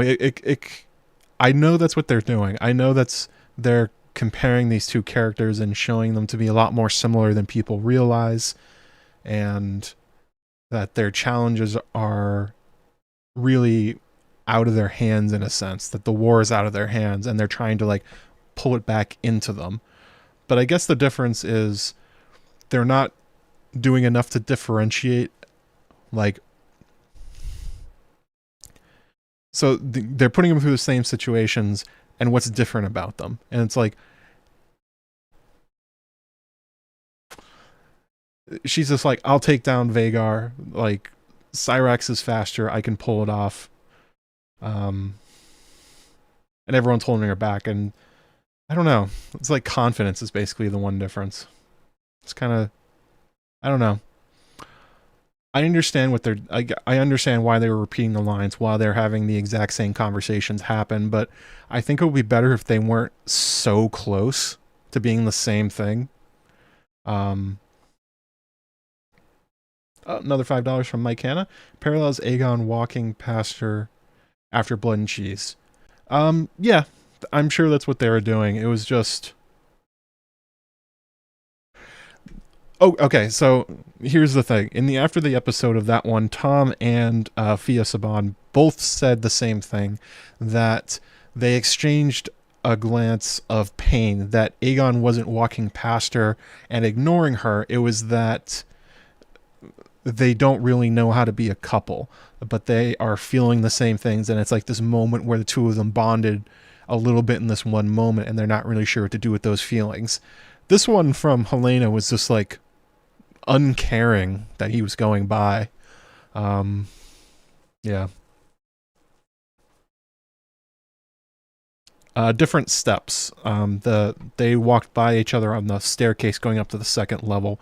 Helena was just standing outside of her room watching Aegon go by. Yeah, Alfred Broom was a dick in this one. He brought up the whole thing that women don't know how to go to war. I don't respect you because you have the wrong bits. And then we see Rhaenyra talk to Mysaria, and Mysaria has more or less seized this opportunity, as she has so many times in her life, that Rhaenys has been a voice of reason, has been a voice of how to conduct a just war, more or less, how to stay moral in this awfulness that's happening. And Mysaria more or less steps in, and it's like, you can see why her and Daemon get along, because she's suggesting to Rhaenyra more or less what Daemon was telling the Blackwoods to do. Mysaria is like, oh no, there's other ways to wage war. Like, we can do some sneaky stuff. We can get in there and sort of doing whatever we want, and it will be effective. And it's like sort of like the twin flames thing they've talked about with Rhaenyra and Daemon a lot. Daemon does it intentionally, where he tells Willem Blackwood, like, hey man, get out there and do all the crimes. Mysaria more or less has to talk Rhaenyra into it, but it's kind of in the same thing, where she sends her maid Alinda into King's Landing to more or less go start riots or something. I'm guessing that's what the bread riots are going to be started from. We're going to learn that Mysaria, through Alinda, through the servant that Aegon assaulted, are going to whip up King's Landing into a fervor. But it's kind of like the same, I'm assuming it's going to be the same thing that we saw with Daemon in the Blackwoods, and kind of a similar thing with Alys and Daemon, where it's like, it's a great plan, I guess, in the sense of if all you care about is getting the results, but how you get them and things getting out of your control are a very real problem. And that's something that Rhaenys has more or less been constantly an ear in, in Rhaenyra's ear, being like, you really have to think about what we're doing, the consequences of all of it, because you have no idea how this is going to blow back. And Daemon and Mysaria are like, it won't blow back. We're just gonna go do some stuff. We're gonna screw with our enemies, and it doesn't really matter how.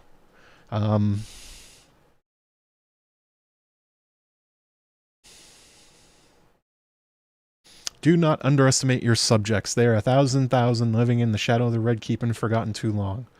To the discontented, rumors are feed, your grace. What you cannot do, let others do for you. There's more than one way to win a war. So I'm guessing the rumors are going to be something about because they show Helena and Alicent running away from a crowd. I'm guessing they're going to spread rumors about how it's going to be like, what is it, like the French Revolution, the thing where the royals are eating well and eating cake in the Red Keep while everyone else suffers and they're not sharing anything. They brought up again during this episode the idea that Hugh the Hammer hasn't been paid, that he was promised coin by Aegon and it's never showed up. And I'm guessing Mysaria is basically just going to stoke those things into a full-on riot. They basically almost rioted this episode when the gates were shut, when they started yelling for meat.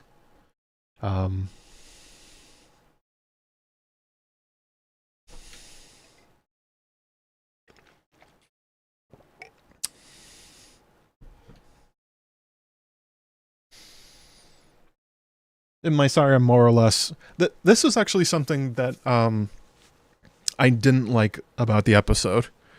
And it's one of the things where they do something and then they have another character explain it to the audience for you.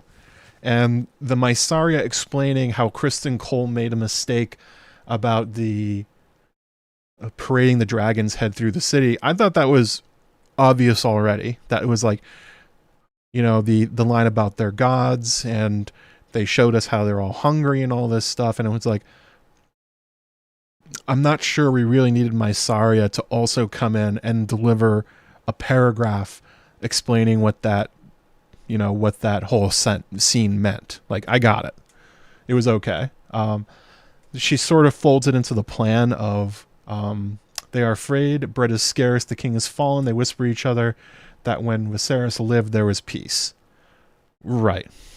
You're going to take advantage of the fact that everyone's unhappy. I don't know. It felt not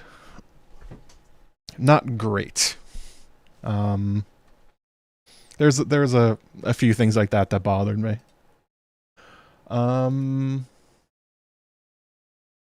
so this was one of the highlights, and that was the conversation between Rhaenyra and Baela. And it says, Did your grandmother ever tell you the night she climbed Meleys? She snuck into the dragon pit. She knew the place better than any elder. They say she could see in the dark. Dragon Bond stuff.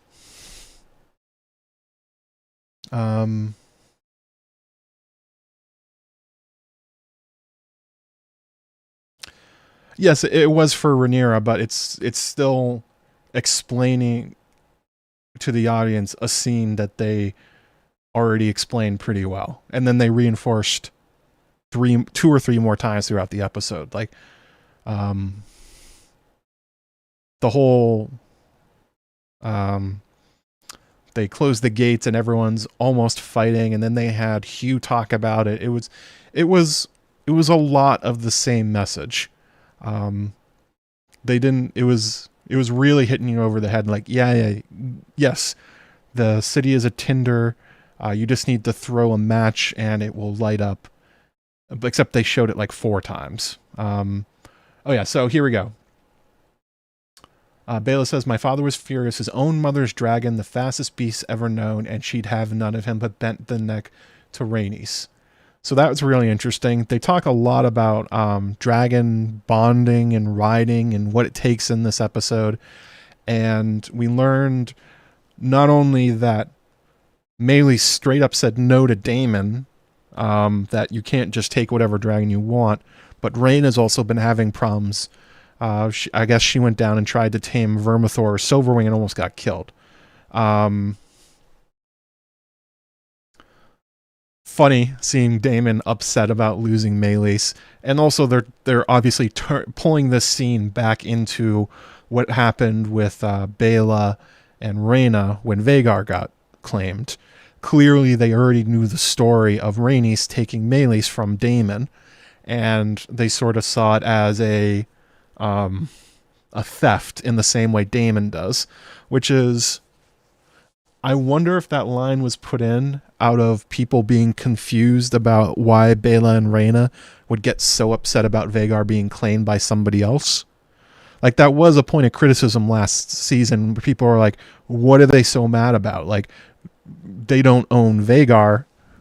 maybe this was an attempt to sort of close that loop in a sense. But the bigger meaning of the episode was,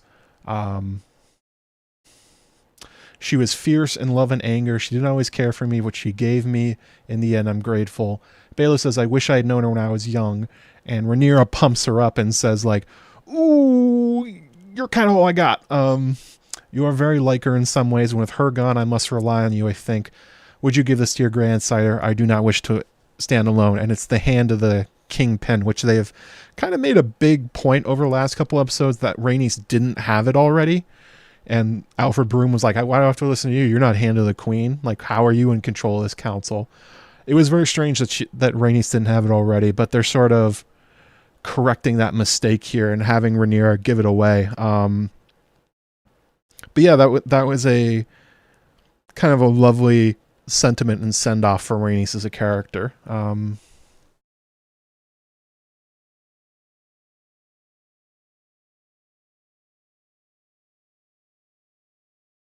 Yeah, it does seem like it's an answering a critique from season 1.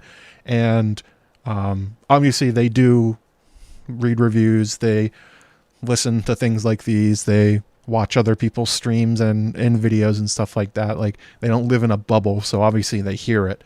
That was one of them that was kind of strange at the time, and closing the loop on that one. Daemon was upset, therefore his daughters would be upset when it happened to him, etc., etc. But yeah, that was a very sweet moment between the two of them, and I think it was necessary because I made fun of it in a previous episode where Rhaenyra went to Jace and said, like, you're too valuable. We can't risk you. Baela, you're not valuable. We can risk you. You can go out and do all this stuff. It's less important if you die. And I think this was an important scene for, especially after she sent away Rhaena and the way that her and Jace have been fighting to establish this bond between Rhaenyra and Baela. I think it did some good heavy lifting in the sense of being like, Rhaenyra does really care. She's not just sending her out because she has no other options. She does feel regret about it, which was kind of nice. It also got us an idea that Baela's hero is her grandmother, which good to remember going forwards.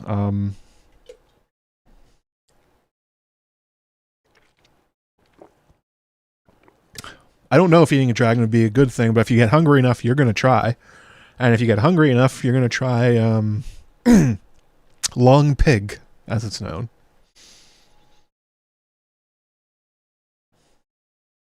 Never had a problem with the kids being upset at Aemond. I mean, they were kids and taking Vhagar at the funeral was crazy. I agree. I didn't. That wasn't one of the things I was annoyed about, but it definitely was a topic of discourse of like, why are they so mad? So, I think they just threw in that line to do it, to basically go backwards and be like, solve that one. It's kind of a lot of that stuff. This feels like almost kind of like a filler episode in the sense where they're like cleaning up a bunch of stuff. We already talked about Daemon. This was a good one. So the small council scene. Oh, I skipped one in between. Kristen and Alicent talked after Aegon's medical thing, and she tries to get it out of him that what did Aemond do, and Kristen more or less confirms it, where she's like, how did the king fight? And he said he fought well. What happened? We took the castle. We lost 900 men. He's kind of dancing around it, and finally she says, what was Aemond's part in this? And Kristen stops, like record scratch, like, ooh, I didn't think you'd pick up on that. I don't want to say anything bad about Aemond. But confirms without confirming it that yes, Aemond tried to kill Aegon, and Kristen knows.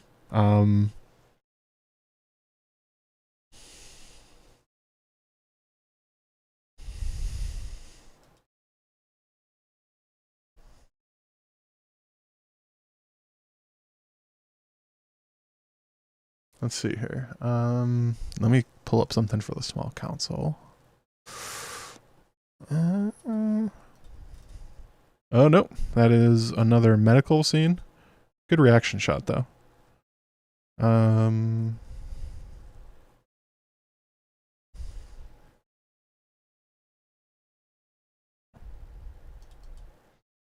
So we'll just go to the outcome of it. Oh, close. So after Aemond suggests they need a regent, they go back and they hold a mini election right there in the small council about who's going to be the regent. If you tally up the votes, Jasper Wild against Alicent, he seems like he seems to delight in a sense. He enjoys that he has the opportunity to kind of stick it to her, that she's fallen out of favor without Aegon to prop her up and without Otto. Alicent has lost a lot of her allies. Tyland turns on her basically instantly. Criston Cole does as well, but I think the most surprising one was definitely Larys. There's been a lot of effort by Larys Strong throughout these 2 seasons so far to make sure that Alicent stays in power, that she is his close confidant, and using each other to try and make sure they get their position at court. And Larys in this moment decides, so it's interesting that he waits until second to last to vote. So the votes as it stands, Orwyle votes for Alicent, saying that experience matters. Jasper Wild votes for Aemond, saying that it's important to have a cock. Good job by Jasper Wild there. And then Tyland Lannister hems and haws, but basically says Aemond's next in line, he should have it. So it's 2-1. Larys basically does the political math here and decides that he doesn't want to be on the wrong side of Aemond. I'm guessing that's what his thoughts were. And he votes for Aemond to be it, more or less arguing the same thing that Jasper Wild did. Well, he's combining Wild and Tyland. He says Aemond's next in line, so he should do it, and then throws in a little bit of misogyny that, like, we can't, if we're saying that Rhaenyra can't be ruler because she's a woman, we can't raise you up to be regent. Even though it didn't matter when Viserys was alive, apparently it matters now.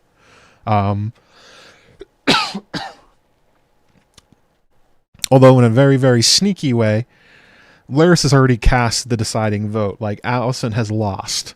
But he throws it crisply at Criston Cole. He's like, so that's what I think. But the important thing is Criston Cole. What do you think, Criston? It's interesting trying to read that interaction because he spent quite a lot of time in the last 2 episodes letting Alicent know that he knows about their relationship and that he's not particularly happy about it. And it almost seems like he calls out that Criston hasn't been saying anything specifically to make sure that Alicent and Criston have to have a confrontation. Because at that point, yeah, it's well, if you count Aemond and Alicent, it's 4-2. Criston, it doesn't matter. Alicent has lost, but forcing Cole on the spot has the effect of pissing off Alicent and breaking apart whatever trysts they have going on.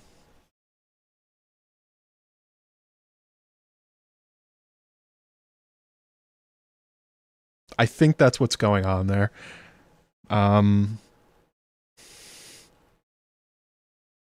And there's sort of a sense that Matthew Needham has said in the past, and so has Ryan Condal, that Larys' reasoning for backing the Greens initially, or at least part of it, I have other suggestions about what Larys is thinking about, but one of them is that he sort of saw the writing on the wall, that he foresaw that Aegon, if not Aegon, then Aemond, somebody would be pushed forward to fight Rhaenyra, knowing Otto Hightower, knowing Alicent, well, not knowing Alicent at that point, but knowing the Hightower greed for the throne, that Aegon's alive, somebody's going to push him forwards. And he wanted to sort of be on the right side of the war, is kind of an explanation they've given a couple times. And maybe that's the idea here for Larys, that he knows that Alicent's time and power is over. Aemond's taking over, and he'd rather have Aemond as an ally than stand on kind of the principles he's had previously about how much he believes in Alicent as a character. But I think he just also took the opportunity to make sure he spiked the volleyball on Kristen and made sure that Alicent knew that Sir Boyfriend was not on board with her. Even though he could have abstained at that point. It like didn't matter. It was 4-2. Couldn't have made a difference.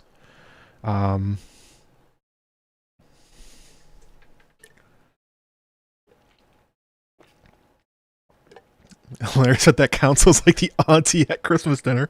It was very much like the Christmas episode from The Bear, where they're just sort of going around, and then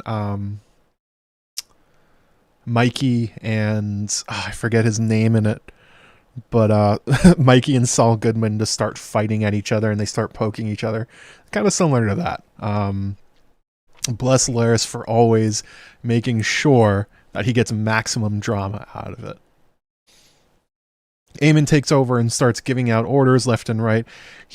I caught the lines, and it was actually a little bit hard to hear because while this was happening, Alicent more or less disassociated from what was happening, and there was like a loud ringing that was going on, and she kept like looking distressed and looking over at Aemond and like going like that over and over and over again, and being very upset at what was happening, that like she couldn't believe that she's been replaced and that the monster who tried to kill one of her sons is now in control.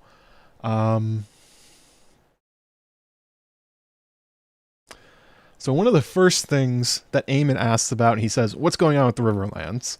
And Jasper Wilde replies that the Riverlands are in disarray, Daemon's made no progress, they're completely splintered, and they suggest that they should write to Lord Tully to get him on their side.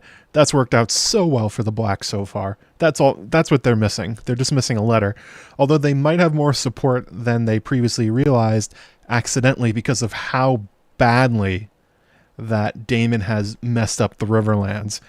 That he told Oscar Tully to murder his grandfather, that he has turned the Blackwoods into thugs all over the Riverlands, destroying septs, kidnapping women and children, killing peasants, doing all the what's that line from A Knight's Tale? Doing all the old sins in like a new way or something like that. They've done all the things they can imagine.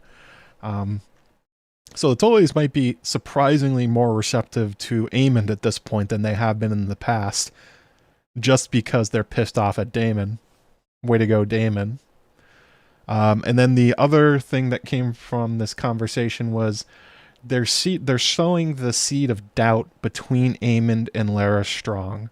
The first thing, I think this is the first thing Aemond has said to Larys in this entire show.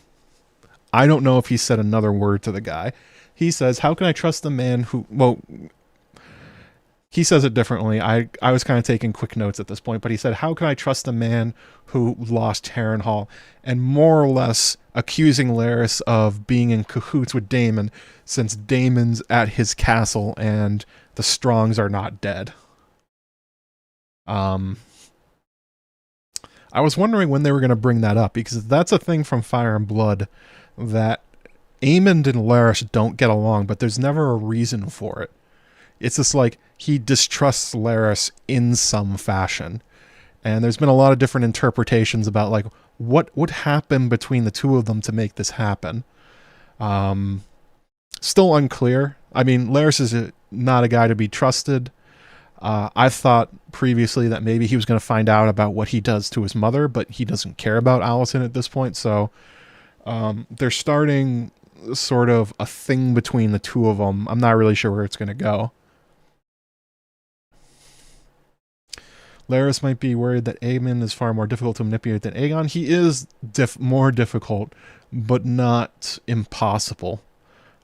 People have manipulated Aemond pretty successfully so far.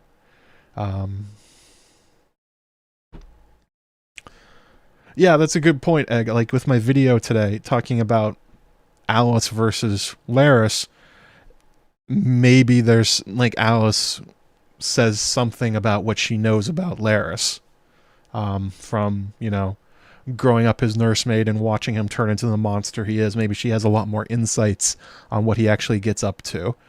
Certainly, her relationship with Aemond is a very, very odd one, so that wouldn't be surprised.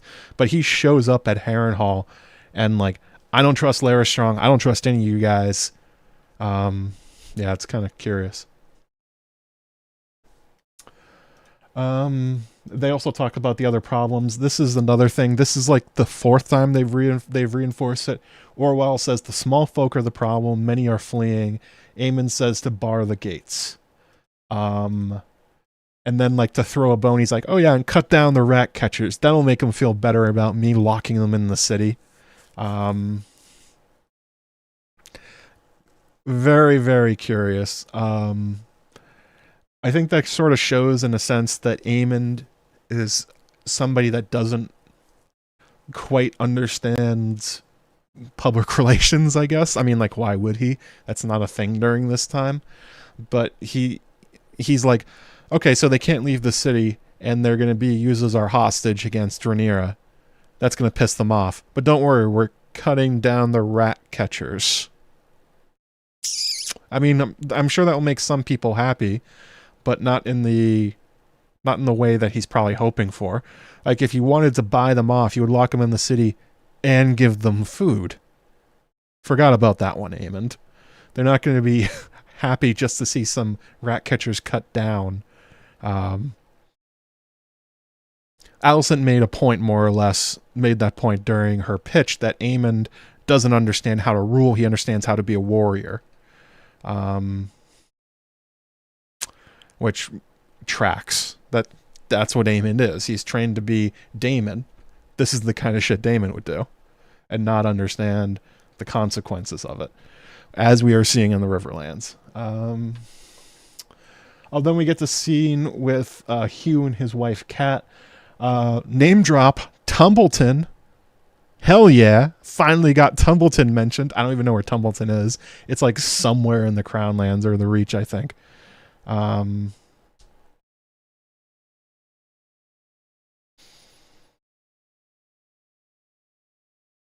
going to predict that doesn't make them as happy as food. Like, their number one concern is they don't have anything to eat. He's addressing a minor concern and not the major one, is what I'm getting at.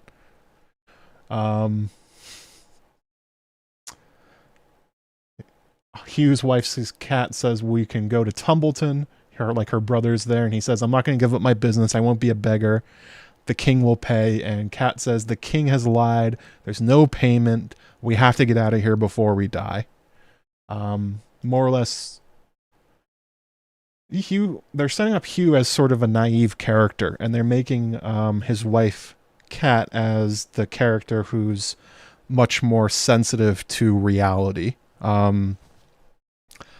I mean, it was a long shot to begin with that Hugh went before the king and asked to be paid up front for the weapons of war they were making.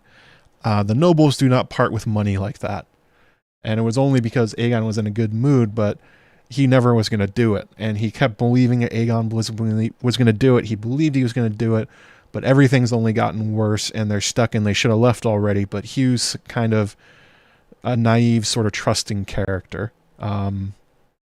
So I'm guessing if you set up a character to be sort of naive and trusting with a character that he cares about in his wife and his child, who are, or at least his wife, who is much more, I would guess, street smart in a way about the way that peasants and nobles usually interact, that something bad will happen to her and will teach him a lesson that will make him into a worse person.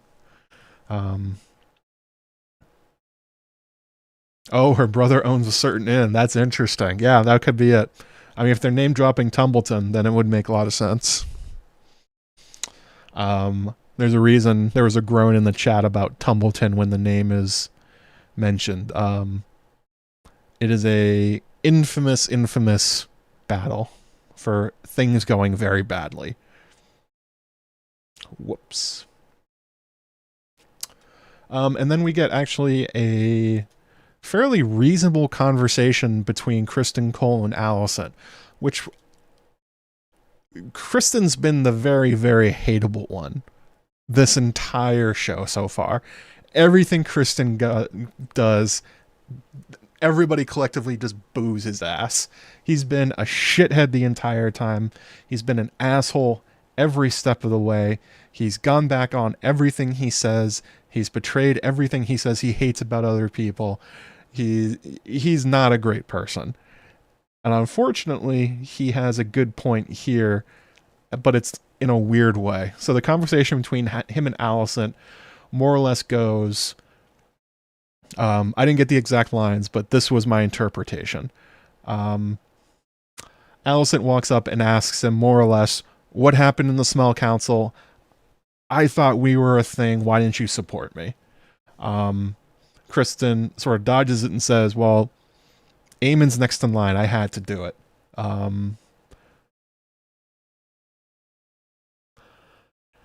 Even though he knows that Aemond attacked Aegon, which Alicent more or less confirms, like, we both know what he did. How can you put this guy in command? He's an awful person. He just tried to murder one's son. He's a lunatic.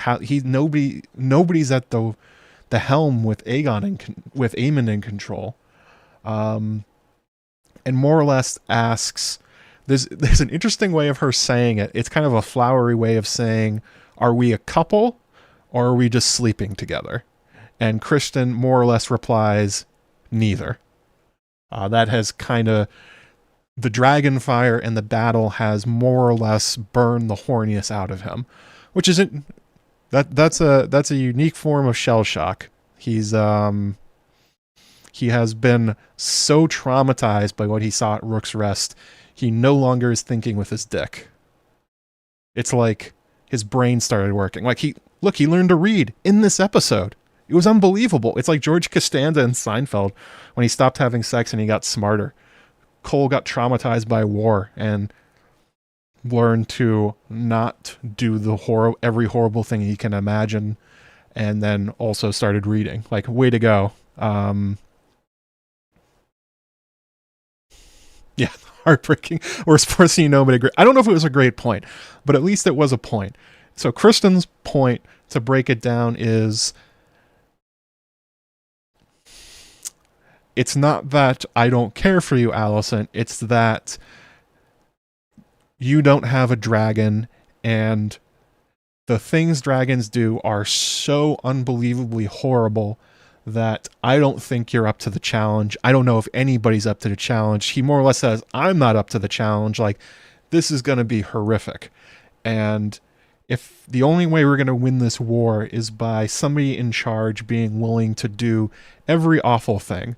Spoiler alert, that attitude just fucked over Daemon, like, dramatically in the Riverlands, and it's probably not going to go well for Rhaenyra and Mysara. But anyway, that's more or less his point. He says that we have given the war over to dragons, therefore it should be a dragon rider that's at the helm.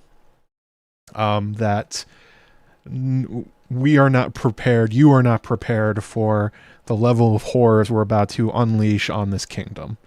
Which is...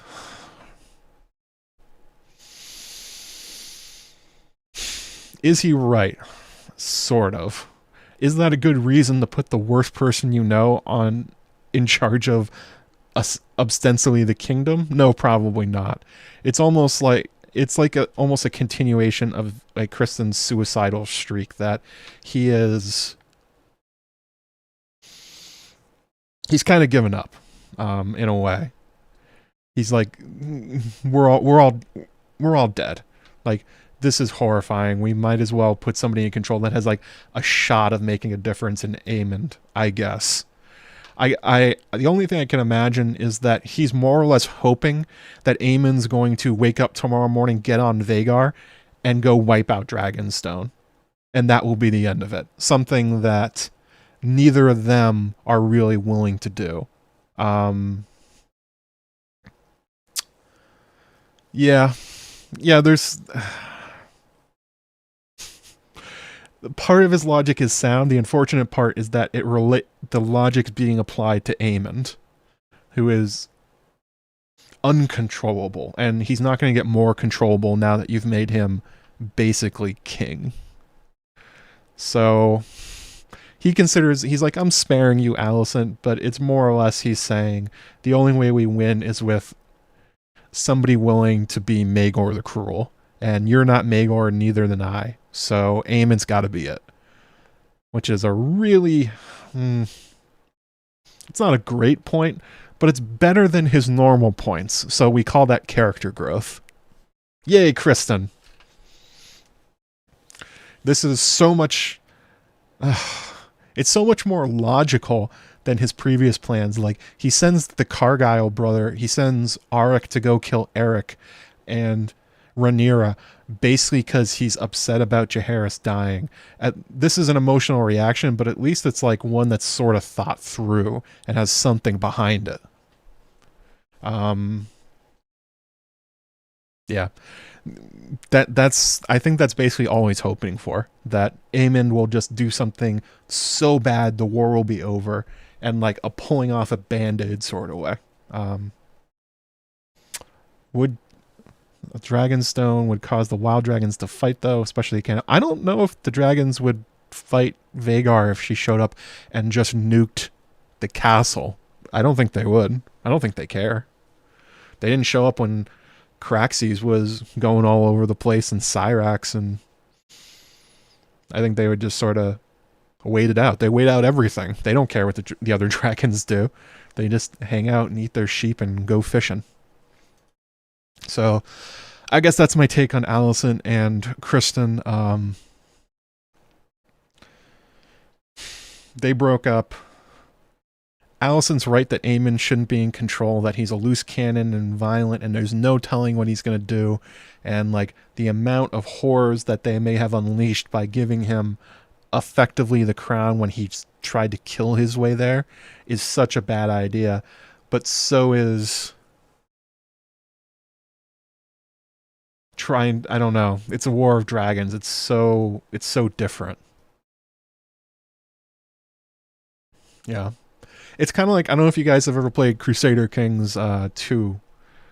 They put dragons in Crusader Kings 3, but I haven't tried it yet. In Crusader Kings 2, there's two stages to the game. There's the part of the game when everyone's like running around lords and guys with swords, and you send your armies at each other and you're playing around at court, and that's fun. And then there's the part of the game where somebody gets a dragon, and then the game ends. The game is over. And that's more or less what Kristen is saying here. The game of warfare and politics is over. It's like, we just gotta let Aemond do it. Man, does that not feel good. But it's closer to a good point than he's had his entire time at court. So,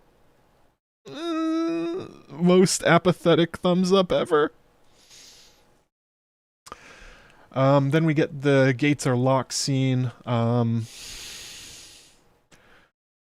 Hugh's trying to get out. They've locked the gates. They start yelling for meat. They're setting up the riot again.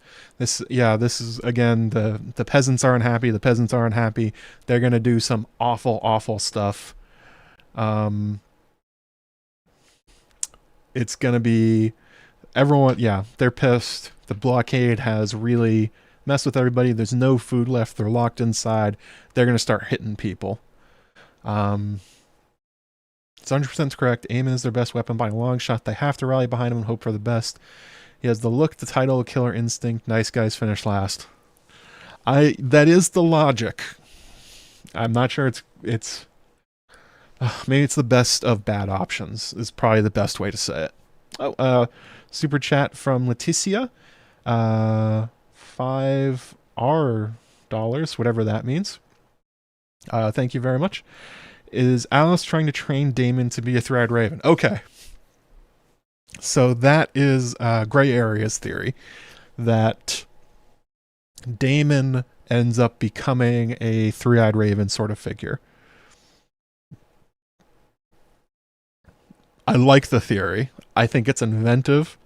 And definitely, I mean, we've been talking about some spoilers here for quite a bit. So if you don't want any spoilers, I'm going to give you 5 to 10 seconds while I'm talking here so you don't know what I'm about to say.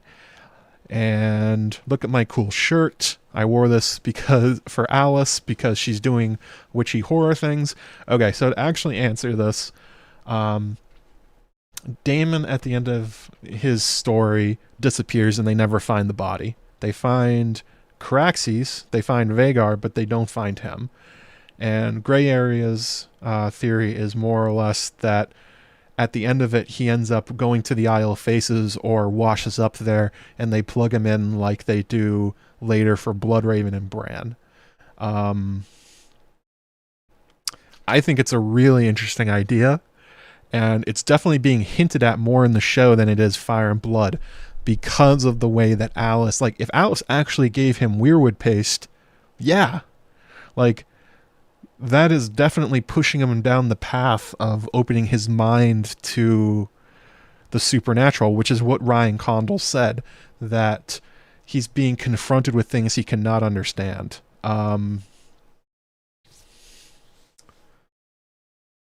He's seeing things all the time. He's hearing things that aren't there. His dreams all over the place. He's a Targaryen, so they're magic anyway. Like, I think that's a reasonable guess for what Alys is doing. I put 2 guesses in my video, that there's sort of the idea that she's trying to help out the old gods in a way. They're trying to be a resurgence. I compared her to actually, no, I heard this from Joanna Robinson and Mallory Rubin on the Ringerverse. They talked about the idea of like a Lorax, where they're like trying to help the old gods in the Weirwoods, and she's pushing Daemon to do these things to be like their weapon against the Seven, because that's what happened in this episode. They started a holy war. Alys pushed Daemon, he started a holy war at the Blackwoods. So that's definitely one interpretation. The other one that I put in is the idea that there's a Howland Reed situation where it doesn't make sense yet, but by doing this to Daemon, it ends up getting them to a place in the future they want. Like, Howland goes to the tourney at Harrenhal, and from a small event, him getting beat up by some squires, Lyanna meets Rhaegar, blah, blah, blah, everything happens. We end up with Dany and Jon. And that's usually how these kind of characters work. So I think that's another possible motivation, that she's doing what the Woods Witch did with Jenny of Oldstones when she came to court and said, these two need to marry because they will save the world. That could be something Alys is about. But I think that's a very reasonable third option. They are not messing with Daemon's mind at Harrenhal with Weirwoods over and over and over again just for funsies. This is probably going somewhere. Where, I'm not sure, but as your super chat said, I think that's a reasonable one. Oh, then we got actually kind of a very fun scene in Jace at the Twins. Although they did... People were getting annoyed at him. They kept saying that Harry Collette was just serving face. He's serving face right here. He is pulling blue steel on the phrase. I thought this was very interesting because they made the phrase seem very selfish and out for themselves. During this conversation, they implied if the Lannisters show up first, they'll bargain with them instead of Jace. More or less being like, hey, we're open for business. Whoever shows up first and gives a good deal is getting across this river. But they aren't as horrible as Walder Frey. I was like, oh, that's interesting. It's they are not the worst, and they're kind of smart, because that's more or less how the conversation goes. Jace lands and says, I need you on my side. And Forrest Frey basically says to him, Lord Tully's out to lunch, nobody's in control, so I'm making up my own mind, what do you got? Jace comes back to him and says, the Starks are coming south, I need the crossing for them, and Lord Frey replies, what if they get here first? Because the Lannisters have a lot of gold, and what do you got? What do you got that can help? And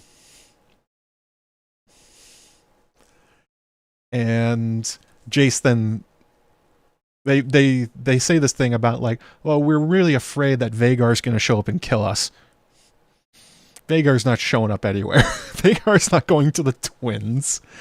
That's nuts. This is just their bargaining position. They want, they're starting off saying they want protection. Jace offers himself. They look nonplussed because they've looked at Vermax and being like, that's an itty bitty dragon over there. I don't really think that one's going to work out. And then Jace goes like, and Caraxes? Daemon will save you. And they go like, they look impressed, and then they just sort of go like, yeah, Daemon said that? Clearly, the Freys are in the know about the craziness that's been happening with Daemon and Harrenhal, that he's set the Blackwoods loose, that everyone hates him at the moment, that he's basically an open rebellion against Rhaenyra. Jace assures them that yes, and finally you get to the point of the real bargain. The dragon thing is basically their comment on it. A dragon can't be in 2 or 3 places at once. And Jace finally catches on that it's not about them. He's like, all right, what do you actually want? And they look at each other and they say like, well, Larys Strong isn't really the Lord of Harrenhal. You know who could be? We could be the Lords of Harrenhal. We could take the Twins and Harrenhal. And actually, it's not a bad idea for the Freys. I talked about that in my Harrenhal video. Mods, throw the link in the chat. The one about the curses of Harrenhal, that nobody who's ever had the gold or the power to build Harrenhal back into like a thing has ever had it. The Freys are one of those houses. The Freys have the money. The Freys have the soldiers. They could actually take over Harrenhal and fix it and turn it into like a real thing. Like have the Twins and Harrenhal, which you can see why it's appealing to them. Very, very interesting there. And Jace agrees, but he doesn't just agree. He comes back and says, that's not enough. If you want Harrenhal, you got to do more for us than just let the Starks go over your bridge. The Freys are like, what? And he's like, okay, well, I want your swords, and you have to actually declare for Rhaenyra. Which, by the way, makes the first 2 houses that have actually declared... Okay, the first house that has done anything for Rhaenyra is the Blackwoods. And the second one in the Riverlands to actually bend the knee is the Freys. Not a really staunch ally. Yes, Maggie Frog in the chat says the Freys calculating their odds. They tend to do that a lot. Well,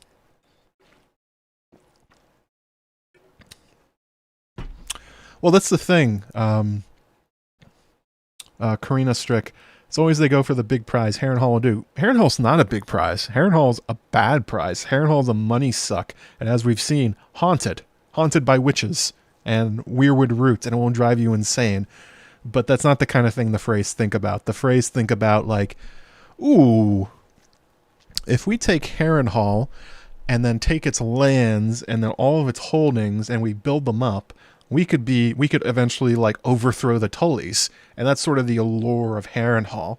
It's like, it's almost like the Ring of Power in the sense. Everyone looks at it and they see the future it lets them have. And then you put it on your finger and you turn into Gollum. That's kind of what happens with Harrenhal. So, yeah. Little do the Freys know that they could get worse. You get Harrenhal, it would get worse. We talked about Daemon. So this was the best scene, I think, in this episode. And that is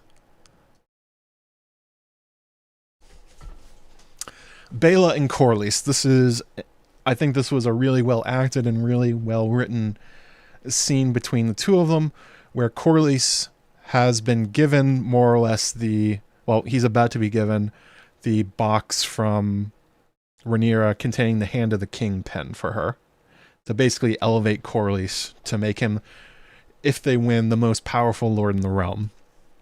And Corlys is obviously quite still upset about Rhaenys, and he talks about how he's lost her, and Baela kind of puts him in his place and says more or less that Rhaenyra didn't kill Rhaenys.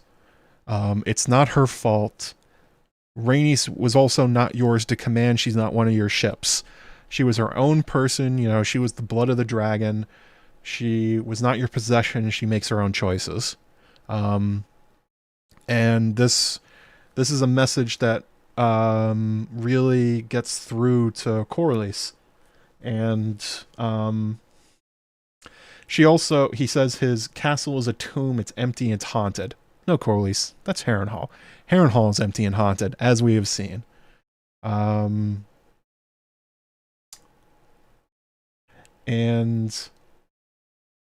Baela sort of makes the subtext during the first scene, and she explains it here.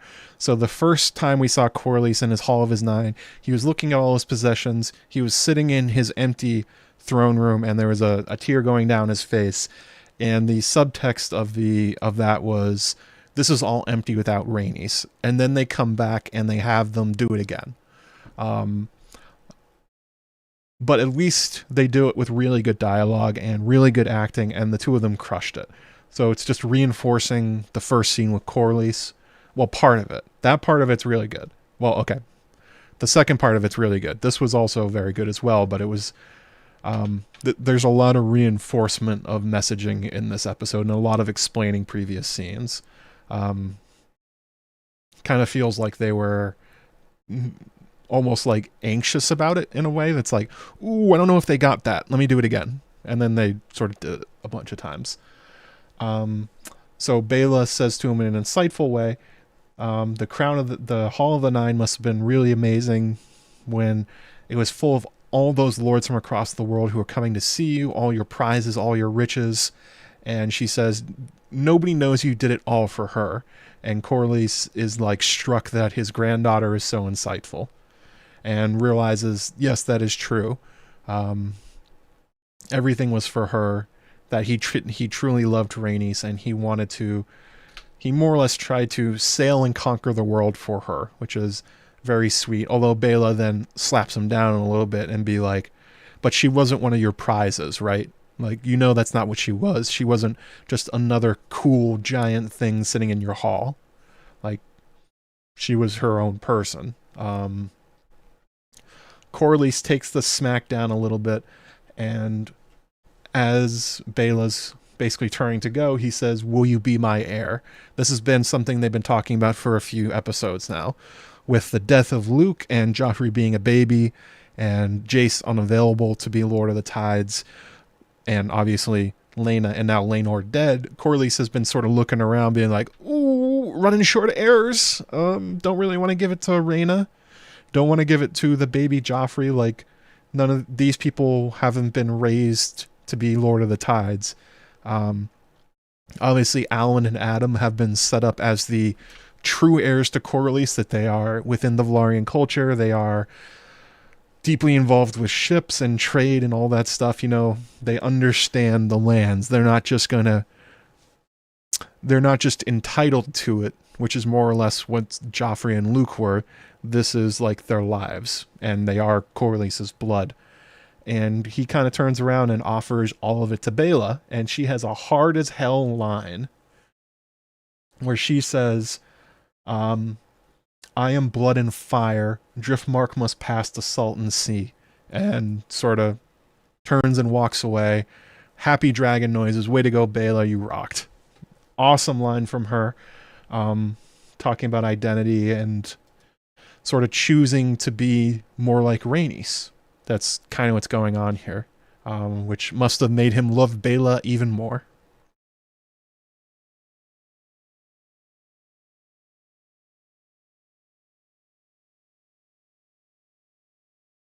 Is Alan older here? Older than what?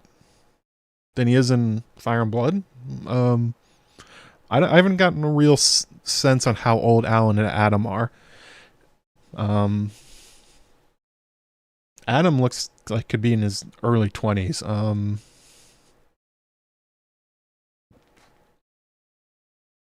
Let's see here. There's also the scene in the Vale. That was really a nothing scene.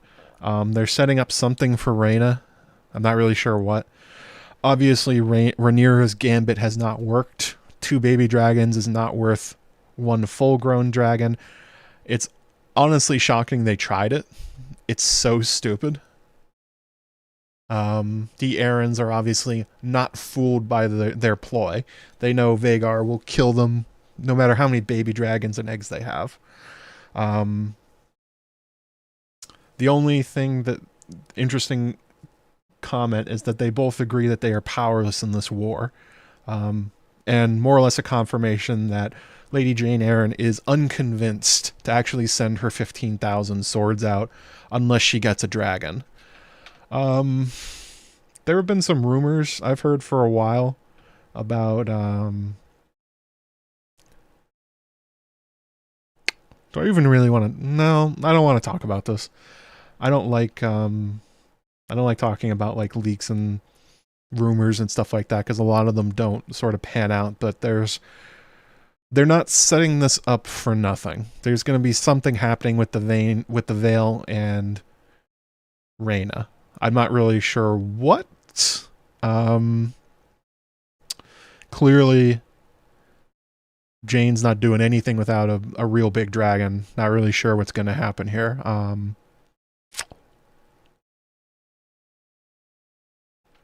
Interesting, no Joffrey.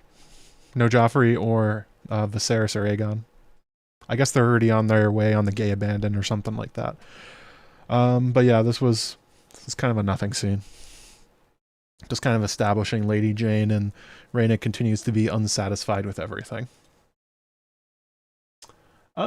So this was probably the spiciest setup of the episode.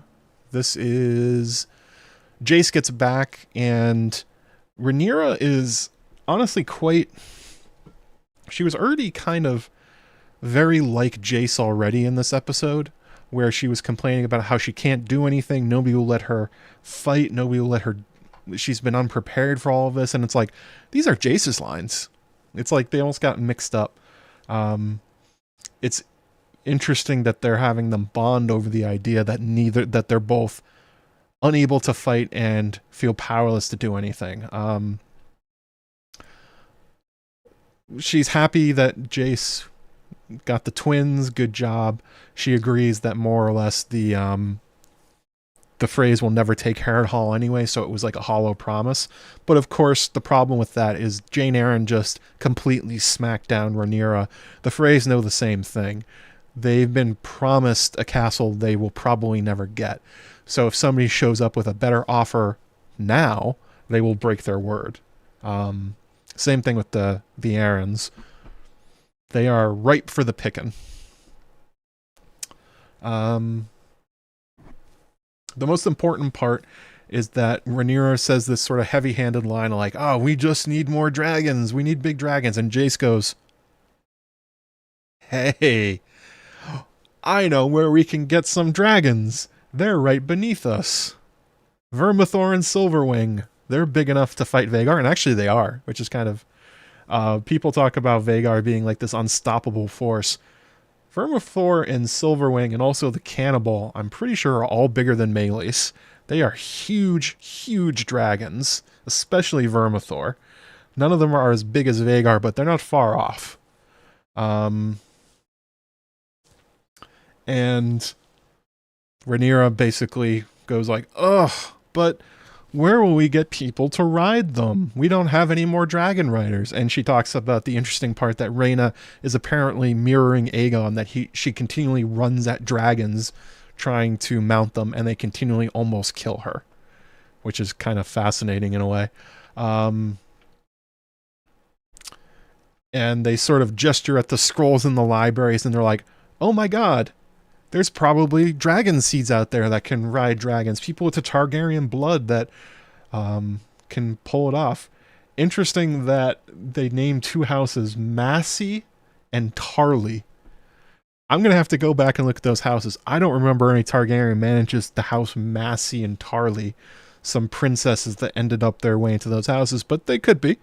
And they're going to start poring over the books to try and see if they can find some cousins of theirs that could be persuaded to mount a dragon to fight for them. And if they can't find that, they're going to try and find some dragon riders. But they also bring up the idea here. They openly question how much the blood matters. Rhaenyra's counter argument to getting dragon seeds or like cousins that have fallen out of the family tree, she's like, well, the blood would be thin at this point. Like, would it still work? And Jace is like, I don't know. It works for me. That's kind of the implication. But yeah, they're introducing ideas that, one, Targaryen blood potentially matters for dragon riding, but then two, questioning it if that's really true or not, which is interesting because in Game of Thrones and House of the Dragon, they have introduced this sort of like blood smelling, genetic smelling mechanic with the dragons, where with Jon Snow, when he meets Dany's dragons, they all go up and give him a big old whiff, and then they go like, hey, you're cool, man. We can hang out. You can jump on my back. Things are cool. Love you, Jon. Way to go, Jace Snow. And they did the same thing with Aemond and Vhagar. When Vhagar was about to roast his ass, she did the whole, like, got really close, smelled him, and they went like, you're cool. Like, I probably won't kill you. I might try and kill you. I'm definitely going to try and kill you. But at least she's like calm by the fact that she knows she can trust him, even though she's never met him. So there's sort of, I don't think that's a thing in the book canon. I don't know if there's any sort of like that sort of mechanic. I don't remember it if there is. Like certainly when Quentin Martell tries to head in there with like a dragon whip and High Valyrian, shit doesn't work. Kind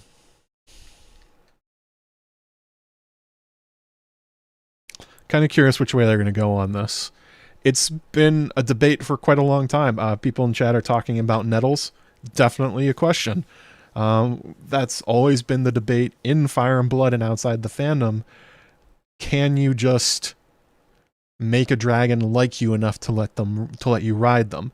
And Robert Indie Geek made a thread about it, and he did make a good point. I think he said this on a stream today too, that it is of course definitely possible for people who are not dragon lords to ride dragons because somebody had to ride them first.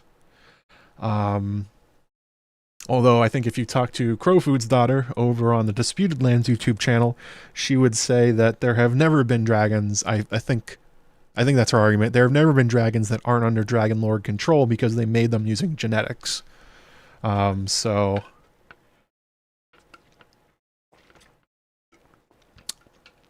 it basically boils down to the same question, and it's one that George has not answered. He talked about it in his recent blog post, where he said in the Fire and Blood 2, whenever that's coming out, I think he called it Blood and Fire, and the Winds of Winter and A Dream of Spring, they're going to talk about the dragon bond more, and like, what does it really take to mount a dragon? He also said that Septon Barth was mostly right about the things he said, so if you want some good dragon lore, go read some Septon Barth quotes from A Search of Ice and Fire. Well, he has to interact with it.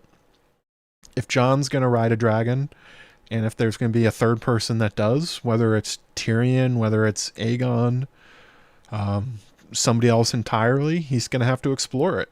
Dany rides Drogon by virtue of being a Targaryen, and he hasn't explained how anybody else will get there. Like, how much of Targaryen you have to be. Like, this is... Although the funny thing about the Nettles debate is it is a debate for Adam Velaryon, but it's less clear-cut. because if you look back at the Velaryon family, there was mentioned that one Velaryon, like I think it was Aegon's mother, was part Targaryen. There's like 2 lines about it somewhere. It's not in the family trees or anything, but it is there apparently.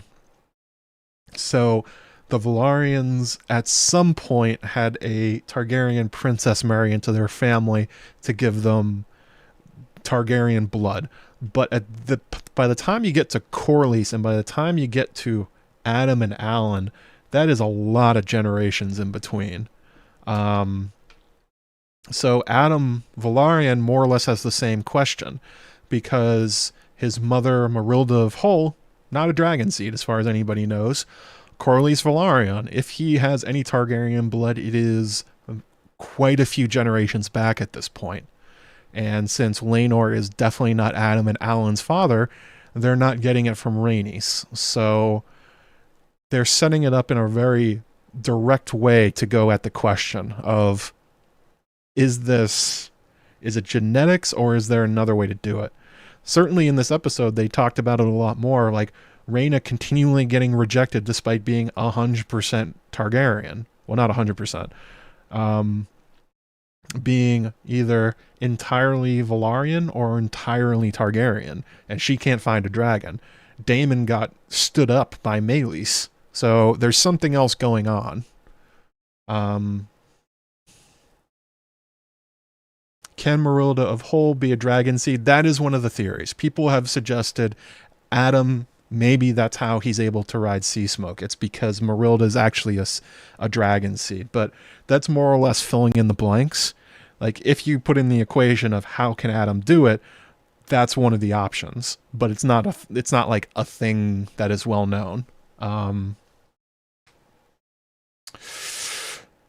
Has anybody tried putting a dragon egg in the cradle of a non-Targ? They did it with the Strongs. It seemed to work. Strong Targaryen. Hatching eggs. Hightower and Targaryen. That one seems to work too.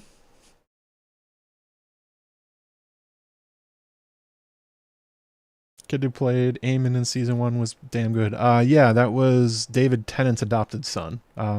Ty Tennant. Really good at the role. Arguably more of a shithead than Tom Glencarny. Tom Glencarny is just so damn personable. It's like, it's half hard to hate him, but he's also a very good actor, so he makes sure to gets in the parts where you hate his ass. Let's see here.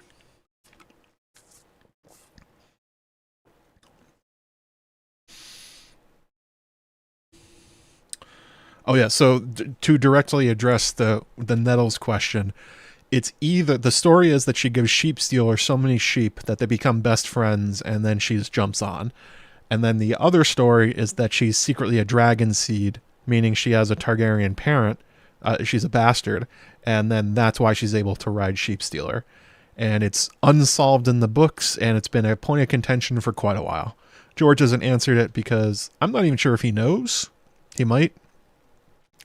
He likes playing with those sort of open questions. Like, if he wanted us to know, he would have written it instead of making it the text of Fire and Blood that you're not supposed to know. And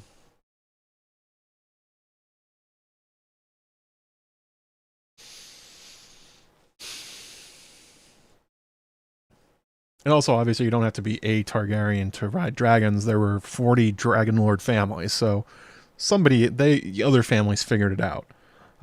It's just a question of genetics versus blood magic versus animal taming, basically. He also said in his blog some interesting things about how if the dragons were more nomadic, more families would have them, which some people have jumped on and been like, wait a second, George, are you saying that anybody can ride? This is the eternal debate.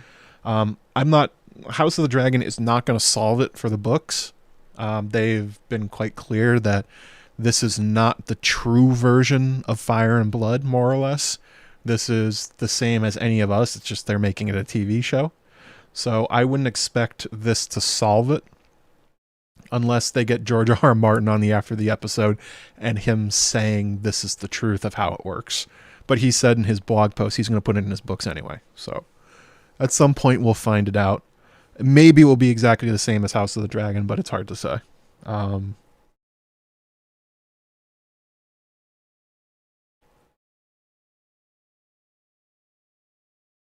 Christina Keedle says, strong still Targs, though. I mean, Dany has a lot of other families than her.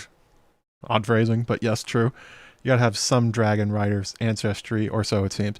So the Targaryens, for quite a while, up until more or less these last two generations, were operating on the assumption that you had to have 100% Valyrian blood to be a dragon rider.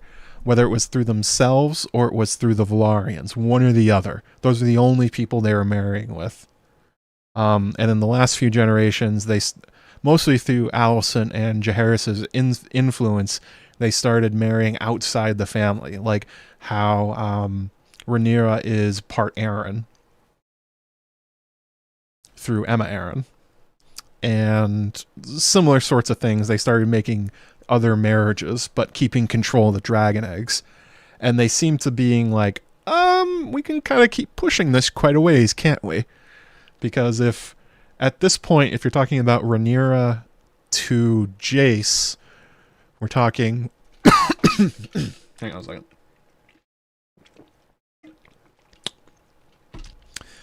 Jace is strong Targaryen, Arryn, Velaryon. So yeah, they're going quite far down the, I guess we don't need to be 100% Valyrian anymore to be a dragon rider. Yes, that's true, Karl Karsnark. There's no 0% dragon riding folks unless you believe Nettles is 0%, which is certainly possible. To sort of get back to the episode, it's Jace's idea, which is the same as in Fire and Blood. He's like, this is a good idea. And Rhaenyra's like, I think it's a bad idea. No, she says it's a mad idea. And it is mad. And the reason it's mad is that it's the same problem that the Greens are currently dealing with Aegon. I mean, with Aemond. Good God. Give your kids different names, different sounding names. With Aemond, he was relatively under control while Aegon was king and Viserys was king and Alicent was running the small council, but they just put effectively a crown on his head, and he's going to do whatever he wants and nobody's going to stop him because he has Vhagar. And if you put somebody else on this second and third and fourth biggest dragons remaining, I think that's how it goes between Silverwing, Cannibal, and Vermithor, how are you going to control them? How do you keep them on your side? That's the part of the conversation they didn't have, and it ends up, being a real problem. Like, they're going to be grateful for you to putting them on dragons, but what happens when they feel like not obeying you anymore, when they realize, in the same way the people of King's Landing did, oh, you people aren't gods. You're just people on dragons. I'm on a dragon too. Why should I listen? Same sort of problem. It has to be one of the...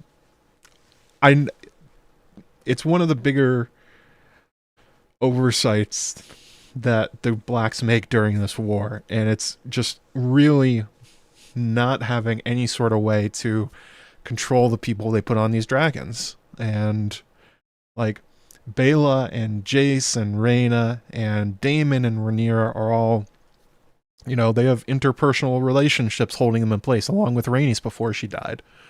And they have marriage alliances and they're family and they're related to each other and they like each other. That's not going to happen if you just take your your second cousin twice removed who happens to be able to take a dragon and you just plop them on the back of them. They're going to do whatever they want, or they will once they realize you're no different.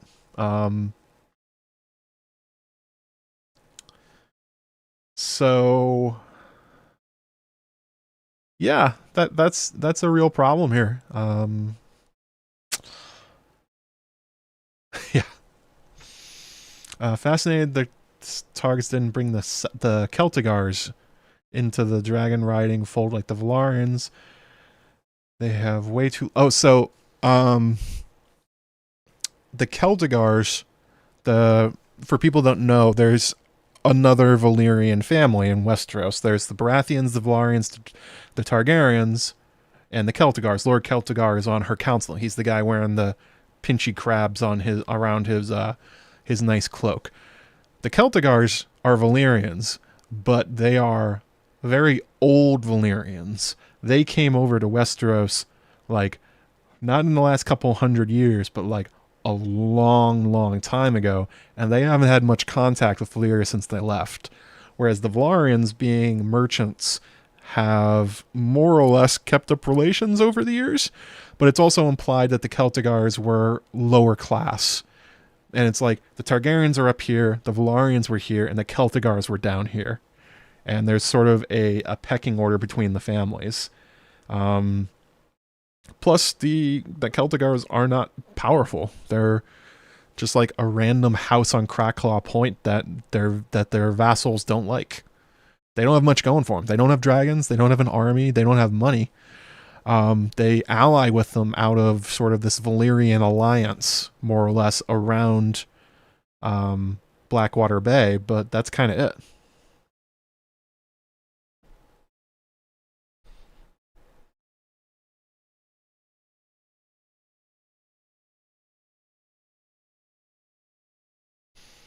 Yeah, so that is why they don't do anything with them. They more or less consider them lower class, and you can sort of see with that of how they empower them. They more or less end up being at highest master of coin a couple of times, and they don't even do a good job at it. They're just they're sort of seen as greedy assholes. And yeah, they have a Valyrian steel axe, but yeah, that's all they got. They actually do have money. It's always been the rumor because of how heavily they tax their vassals, but not enough to make them super valuable. Yeah, it comes up in A Song of Ice and Fire. They're like, we should go raid them and take all their money, and the other lords are like, it's a bad idea, and also like, I guess we could get their Valyrian steel axe. Like, that's probably what the bulk of their money's tied up in with the fall of the Valyrian Empire. Or the Freehold. It's like, they happen to have Valyrian steel and it's valuable, so they could sell it for a lot. So, yeah. They're kind of integrated Valyrians, I guess would be the way of saying it, within Westeros. Whereas the Velaryons are less so and the Targaryens are not. Like, not even a little bit. Yeah, the Coherises, but they fell apart so fast. They basically weren't a thing. They were dragon seeds that were elevated. And then lost control of Harrenhal and died. So yeah. That's where we're going. They're setting up the dragon seeds. They're setting up a Troubles within King's Landing, Peasant Uprising, the one that Mysaria is apparently going to start. I think that's going to be the Bread Uprisings. Daemon is having no luck in the Riverlands. Riverlords basically just told him to go to hell. The Starks are on their way, but not there. Lannisters are on their way, but not there. Vale's not doing jack. Daemon and the High Towers are marching, but they aren't doing anything. And Rhaenyra and Jace are going to go ahead and try and find some long-lost family members in those scrolls and try and put them on Dragonback without much of a plan of what they're gonna do with those people. Especially because it's so random. If they had their choice, Rhaena would be on Vermithor. They've obviously tried. It has not worked. So yeah. That's something I made a thread about a while back on Twitter, where I think this was kind of a legacy of poor planning, in a sense, on Rhaenyra's fault, on Rhaenyra's side. And that is when she gave birth to Jace, Luke, and Joffrey, she gave them all cradle eggs, more or less. or gave them baby dragons. And obviously, part of this was in response to everyone being like, these are Harwin Strong's kids. And Rhaenyra was sort of doing a little bit of PR and being like, no, I'm the part that matters. They're Targaryens. Look, they have dragons. They're hatching eggs. They're doing stuff with their little dragons. So, like, clearly, they are still Targaryens. That's the part that matters. Like, who cares about their father? I'm the important part. And by doing that, and not trying to put her kids on Vermithor and Silverwing, she, years down the line, unexpectedly put herself in a weaker position because she couldn't know that Vhagar was going to go to Aemond, but Vhagar was also, she wasn't available. The consequence of Laena dying suddenly and then Aemond taking Vhagar suddenly, also back to back, and then having Vermithor and Silverwind sitting there with no riders when you could have tried to put Jace and Luke on them, is a pretty big tactical oversight if you think that a war is ever going to come, which it seems like she should have. Of course, as we just heard, that Rhaena has tried and almost been killed by them. By one of them, I'm guessing it's Vermithor. I'm guessing she probably went after Vermithor, but it's quite clear from the stories we've been told about different Targaryens that if the bond is there, it doesn't matter about the difference between the person and the dragon. And it doesn't seem like she ever really tried to put any of her kids on Vermithor and Silverwing, which would have really helped in the Dance of the Dragons.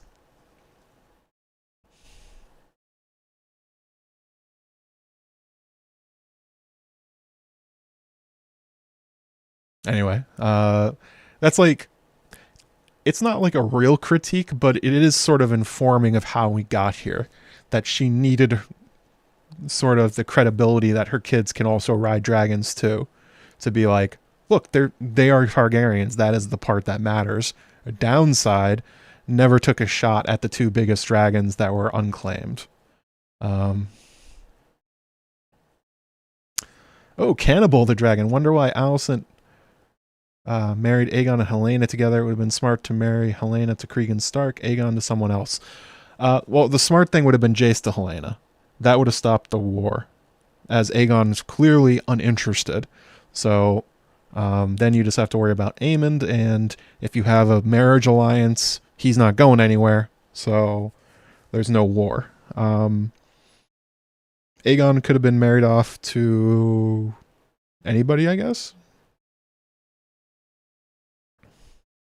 It almost doesn't matter because Aegon is so uninterested in being like a father and husband and a prince and like a ruler in any way that you could just let him like run around King's Landing, I suppose. He wouldn't really be getting any kind of tactical marriage, I suppose. He'd be so unreliable. But yeah, that's why. We saw that during season 1. Rhaenyra literally proposes Jace to Helaena, and Alicent turns her down because she's mad at her, because she knows it would work. It would stop everything dead. It's like, that's why we can't do that one, because we're planning to challenge you, and I don't want to kill my daughter. So that is why it was out of a personal grudge and the desire for power from the Greens that's the obvious way to stop this, so they don't do it.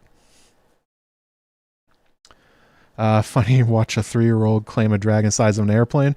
Well, that's basically what happens with Aemond and Vhagar. He's like smaller than her toenail.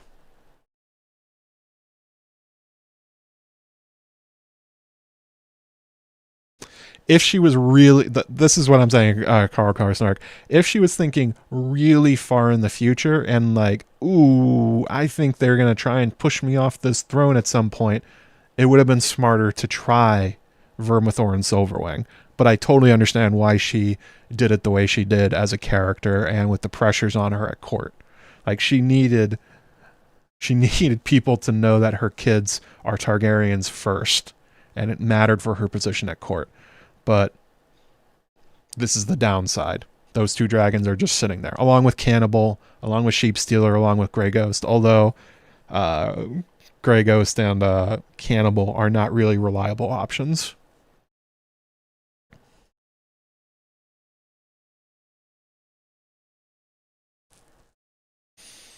Alicent implied she didn't want her daughter married to a plain-faced bastard. Yeah, that's the excuse she gets. But if you join the Rhaenyra is the part that matters, and if you join the claims, then there's no point of going to war. She just didn't. It was to make sure their power grab didn't get diverted. That's the reason you marry Helaena to Aegon. Viserys could just order it. He was unwilling to. He didn't want to. He was sitting right there and went and looked at Alicent and was like, "This is a good plan. Why don't we do this?" And she was like, "Absolutely not." So he could have. He didn't want to. I guess he didn't want to go through the fight of having Alicent hate him for forcing that marriage. Although it's completely arguable that he should have done it with Aegon and Rhaenyra. He should have just married the two of them, and that would have made no dance. But there was quite a large age gap between them, I guess, and he was having problems with Rhaenyra. It's like, yeah, I get it. Ended up being stupid, but I do get it.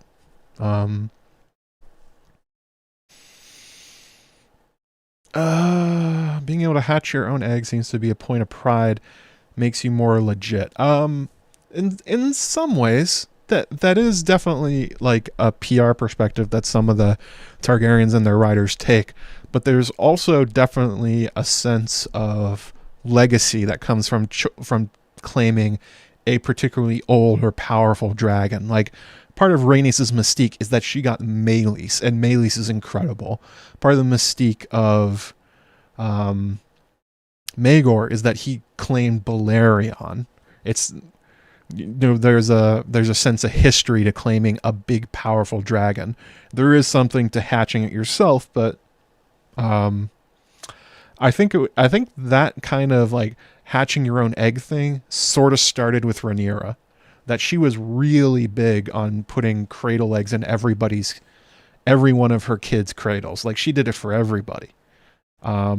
Whereas previously, most dragon riders did not hatch their own eggs. Like, Daemon doesn't, Rhaenys doesn't, I'm pretty sure Rhaenyra doesn't, Viserys doesn't, Jaehaerys' dragon is not, he didn't hatch Vermithor, Maegor didn't hatch Balerion, I'm pretty sure Aenys didn't hatch Quicksilver. So, yeah. There's arguments to both sides. Like, it is impressive to hatch your own egg, and it becomes a thing that the Targaryens become obsessed with. But for sure, taking on a huge, historical, impressive dragon also grants you quite a lot of clout. Like, definitely, along with Rhaenys, part of Daemon's mystique is that he has Caraxes, this really impressive, violent, like, incredibly good fighting dragon.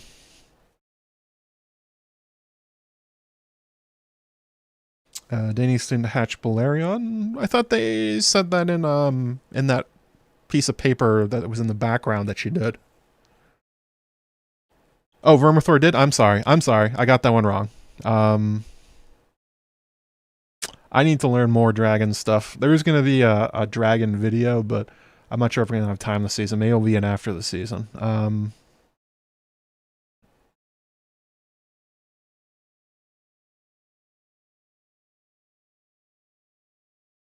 Silverwing and Vermithor. Oh, that's cute. I forgot about that story. Thank you guys for correcting me. I'm sure I'll hear about this in the comments for the next week. That happens every time. These are long streams, and I say a lot of things, and I try to be right about stuff, but nobody has a steel trap brain. And then I just sort of wake up, and I have like 5 people saying, you got that part wrong. I'm like, oh, all right, sorry. Jace was his first rider. Yeah, I've been going for like, started at 10. Actually, I gotta get going to bed. I have to work in the morning and then get ready for another video. So yeah, the fact that I just completely whiffed on the cradle egg thing is probably a good sign I should get going to bed.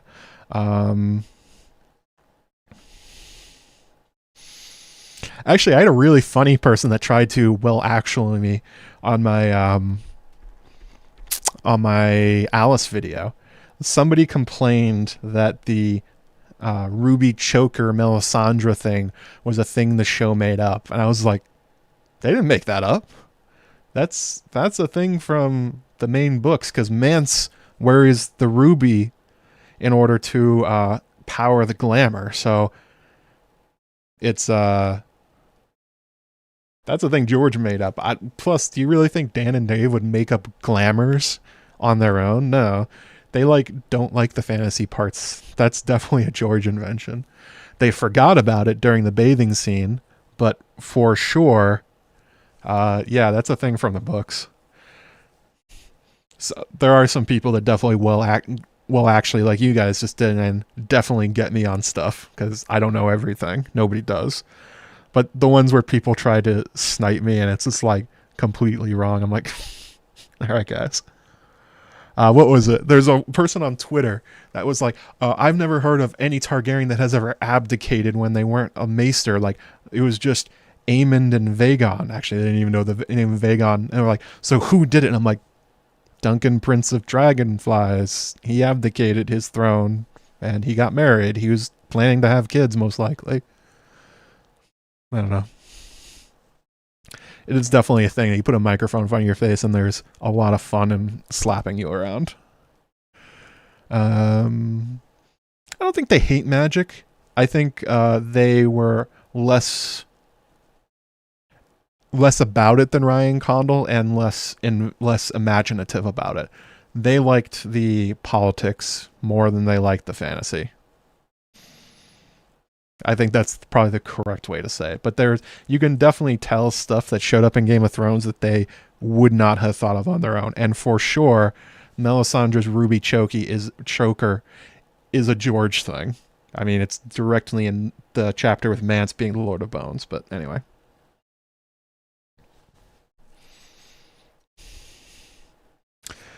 Who brought the wild dragons over? That's a video I'm going to make. I want to talk about the wild dragons, the cannibal, where they came from. Sheepstealer and Grey Ghost are pretty sure unclaimed Targaryen dragons because of the time frame they show up, but the cannibal is the interesting one.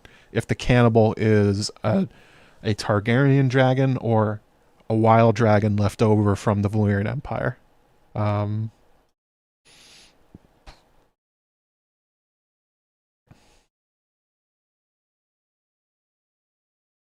But yeah, Grey Ghost and Sheepstealer are too young to have existed before the Targaryens arrived. Cannibal is questionable. I guess you can make the argument that Sheepstealer and Grey Ghost are the cannibals, but the cannibal eats so many hatchlings that it's kind of questionable that if the cannibal would have its own eggs and then, yeah, let them come to pass. Cannibal video will happen. Certainly cannibal has the size to be pre-existing, but yeah. I think there's a sense that cannibal can't be that old, because in order to be there all the way before the Targaryens show up, the cannibal would have to be like 300 years old or something like that.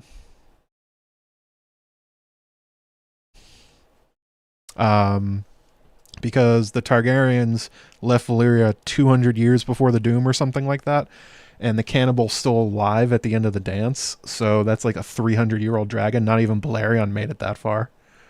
Although I guess you could make the argument, no, he was already fallen to pieces. Well, he went to Valyria and got clawed up. I don't know. I don't know how long a dragon can live, but if there's a maximum, the cannibal reached it. Or was just a unclaimed Targaryen dragon, which is totally possible because there weren't that many Targaryens. They had like enough riders for exactly how many dragons they had. But yeah, I think that's probably it.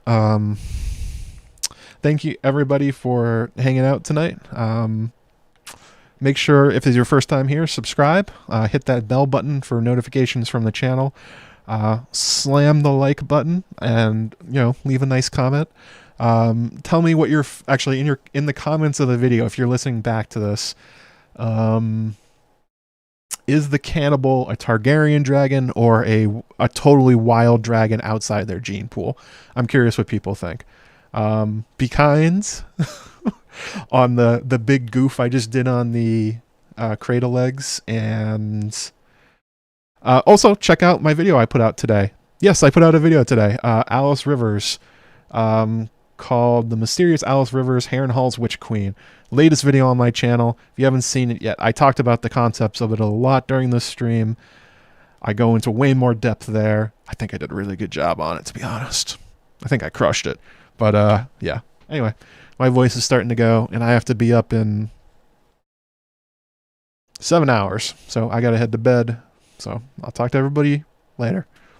Thank you very much. Also, thank you, new patrons and members, and definitely Mike Hanna. And Mike Hanna, Brian Holiday, Tis Herself, Morley, and Leticia Lopez da Silva Reyes. Thank you guys so much for the super chats.